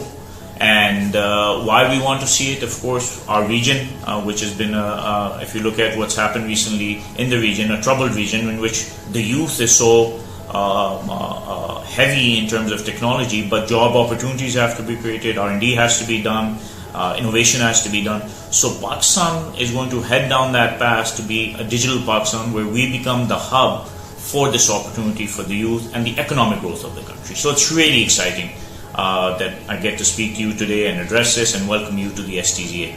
PakLaunch is a critical initiative that reinforces just how essential startups are. If we're looking at the last 5 years, you may observe that Pakistani startup scene has been increasing, and this is without the incentives that the federal government were giving. And now that the federal government is focused on making these zones and giving licenses to zone enterprises and zone developers that will enable the startup community and the SME community to seek that funding. And for the VCs, it's just fantastic. You can park your funds in Pakistan, take out your full profits. The zone enterprises have a license for 10 years and zone developers have a license for 10 years. So it's really exciting that I get to speak to you today and address this and welcome you to the STZA.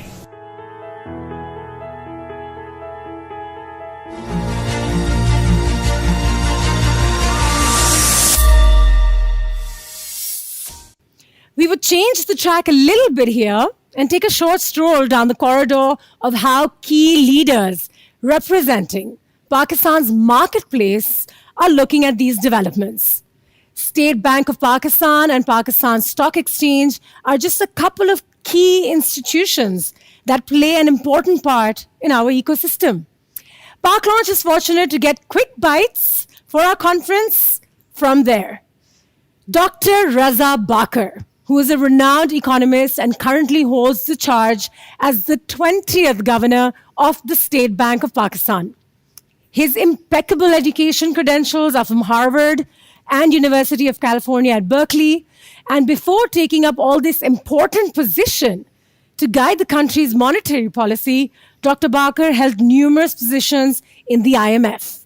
We will hear from him on some initiatives underway at the State Bank of Pakistan to facilitate the growth of the Pakistani startup ecosystem. It's a pleasure to be with you at today's event of PakLaunch. As the Governor of the Central Bank of Pakistan, it is my keen desire to help facilitate a financial system in Pakistan that makes it attractive for you to invest in Pakistan, as well as to divest when your investments mature. To this effect, the Central Bank of Pakistan has made concrete progress in 3 key areas. First, in June of 2019, together with the IMF, we started a comprehensive economic reform program that stabilized the economy and restored economic prosperity when previously there were serious questions about the economic future. Our second key area where we have been working to make it easy for you to invest is to change our foreign exchange regulations to make it easy for you to invest as well as to divest. And I want to give you 3 concrete examples of some changes that have been undertaken recently. First was a demand from many startups to allow a structure where holding companies abroad can be used to raise capital for investment in Pakistan. We were told that this would raise the comfort level of investors that want a legal regime that they feel comfortable with. That has been allowed and has been used by many of the startups that have recently raised funding. Second, we were requested to allow convertible debt for raising financing from abroad. We have allowed that as well.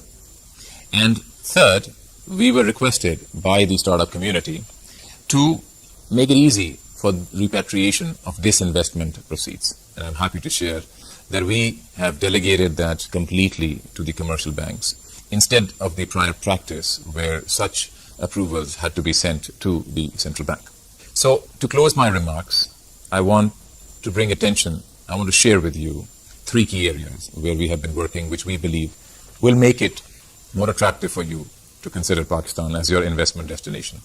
Restoration of macroeconomic stability, far-reaching reforms to the foreign exchange regulatory framework to make it easy for you to bring money in as well as to take money out. And finally, an ambitious agenda on digitization of our financial system, which will make it easy for everybody to transact and reduce the cost of doing business. And it is heartening to see that some of the efforts of the Central Bank of Pakistan, the government, and other players in this scene are paying off. Thank you. Also among our distinguished speakers today is Mr. Farrukh H. Khan, who is the Chief Executive Officer of the Pakistan Stock Exchange.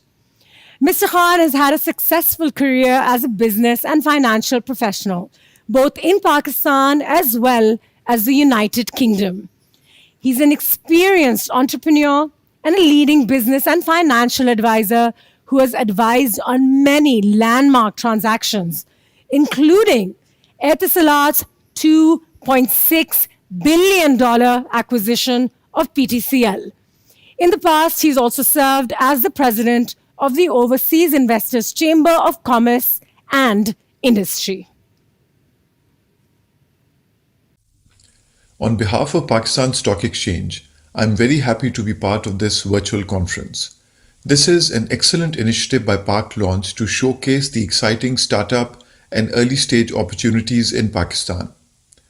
One of the top emerging market investors once said to me that Pakistan is the best information arbitrage opportunity in the world.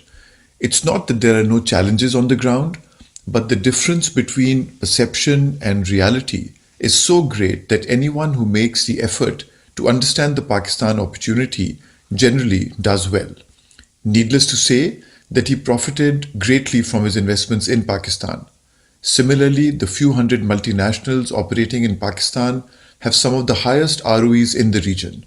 Not surprising, since Pakistan is the 5th largest country in the world and has a compelling domestic demand-driven investment story. Like any emerging market, it is not always easy to understand the opportunities, the challenges, and risks. And perhaps this is even more so for Pakistan, which is why the PakLaunch network and this conference is so important. The PakLaunch network comprises of high caliber individuals who understand Pakistan well. You will hear from many of them in this conference, and I'm sure that by the end you will have a better understanding of the Pakistan startup opportunity. Pakistan Stock Exchange is committed to supporting startups and smaller growth companies. We have recently launched the Growth Enterprise Market, or the GEM board. Compared to the main board, the regulations are very simple and cost of listing is extremely low. Greenfield and growth companies can both list and raise capital. Listing on the GEM board will also provide an exit option to early stage investors, and you know how difficult exits are. In this way, we hope that the GEM board will help to develop the full spectrum of early stage financing in Pakistan. PSX opened for foreign investors in 1991. So the FX rules impacting investors, corporate governance, and accounting standards for listed companies are extremely well developed and follow international standards. Hence, by listing, the risk associated with early stage growth companies will be mitigated. PSX is working with a number of institutions to support early stage companies, including women-led enterprises, and with the Pakistan Software Export Board to facilitate IT companies to get listed on the GEM board.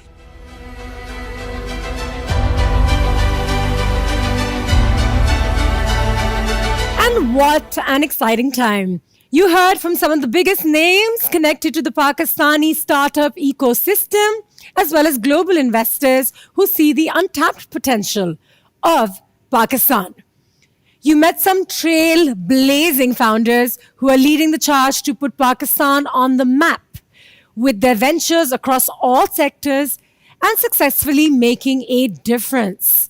Hopefully, this event has got you excited about Pakistan's prospects the same way that we feel at PakLaunch. All of us together can play a part to drive this mission and truly realize our belief that Pakistani startups are the next big thing. For closing remarks now, I will hand over to Mr. Ali Jahangir Siddiqui, who is an ambassador at large for foreign investment and the former ambassador of Pakistan to the United States of America.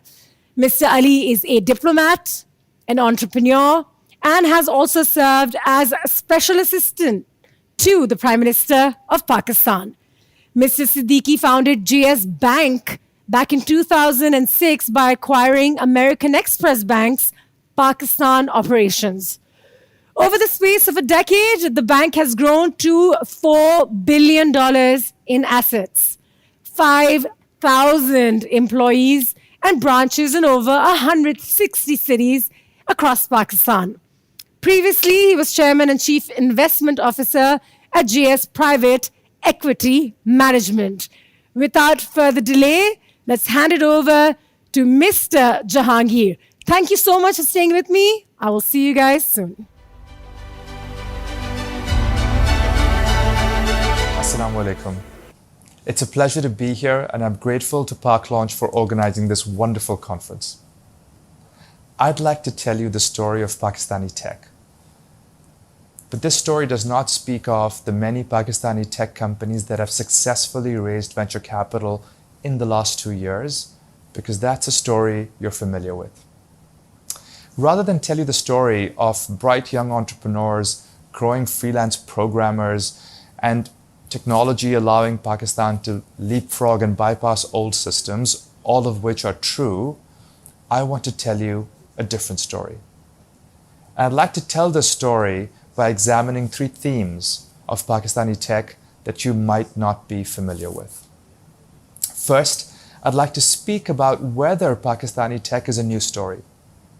We've all heard about this new wave of Pakistani tech investments since 2020, which is completely correct. But successful tech companies in Pakistan have been around for a while, and we are experiencing the second wave. And I think at this time, it's worth examining the first. For the last 20 years, Pakistani tech companies have been growing and thriving. If we look at publicly listed Pakistani tech companies, over the last 2 decades, they include many success stories. Each week, I speak with a new global investor who is either putting money to work in Pakistan already and negotiating with a Pakistani company, or is looking to do so. And each week, we learn of new Pakistani tech companies that are doing not only innovation by taking existing business models that have worked elsewhere, replicating them and improving them, but also critical work in areas such as blockchain, artificial intelligence, and data science. We are at escape velocity, and we've just scratched the surface. Whether you're an investor, an entrepreneur, a professional, or a global enterprise, we invite you to join us on this journey to discover Pakistani tech. You will learn that you were early to this story and you made the next big discovery in Pakistan.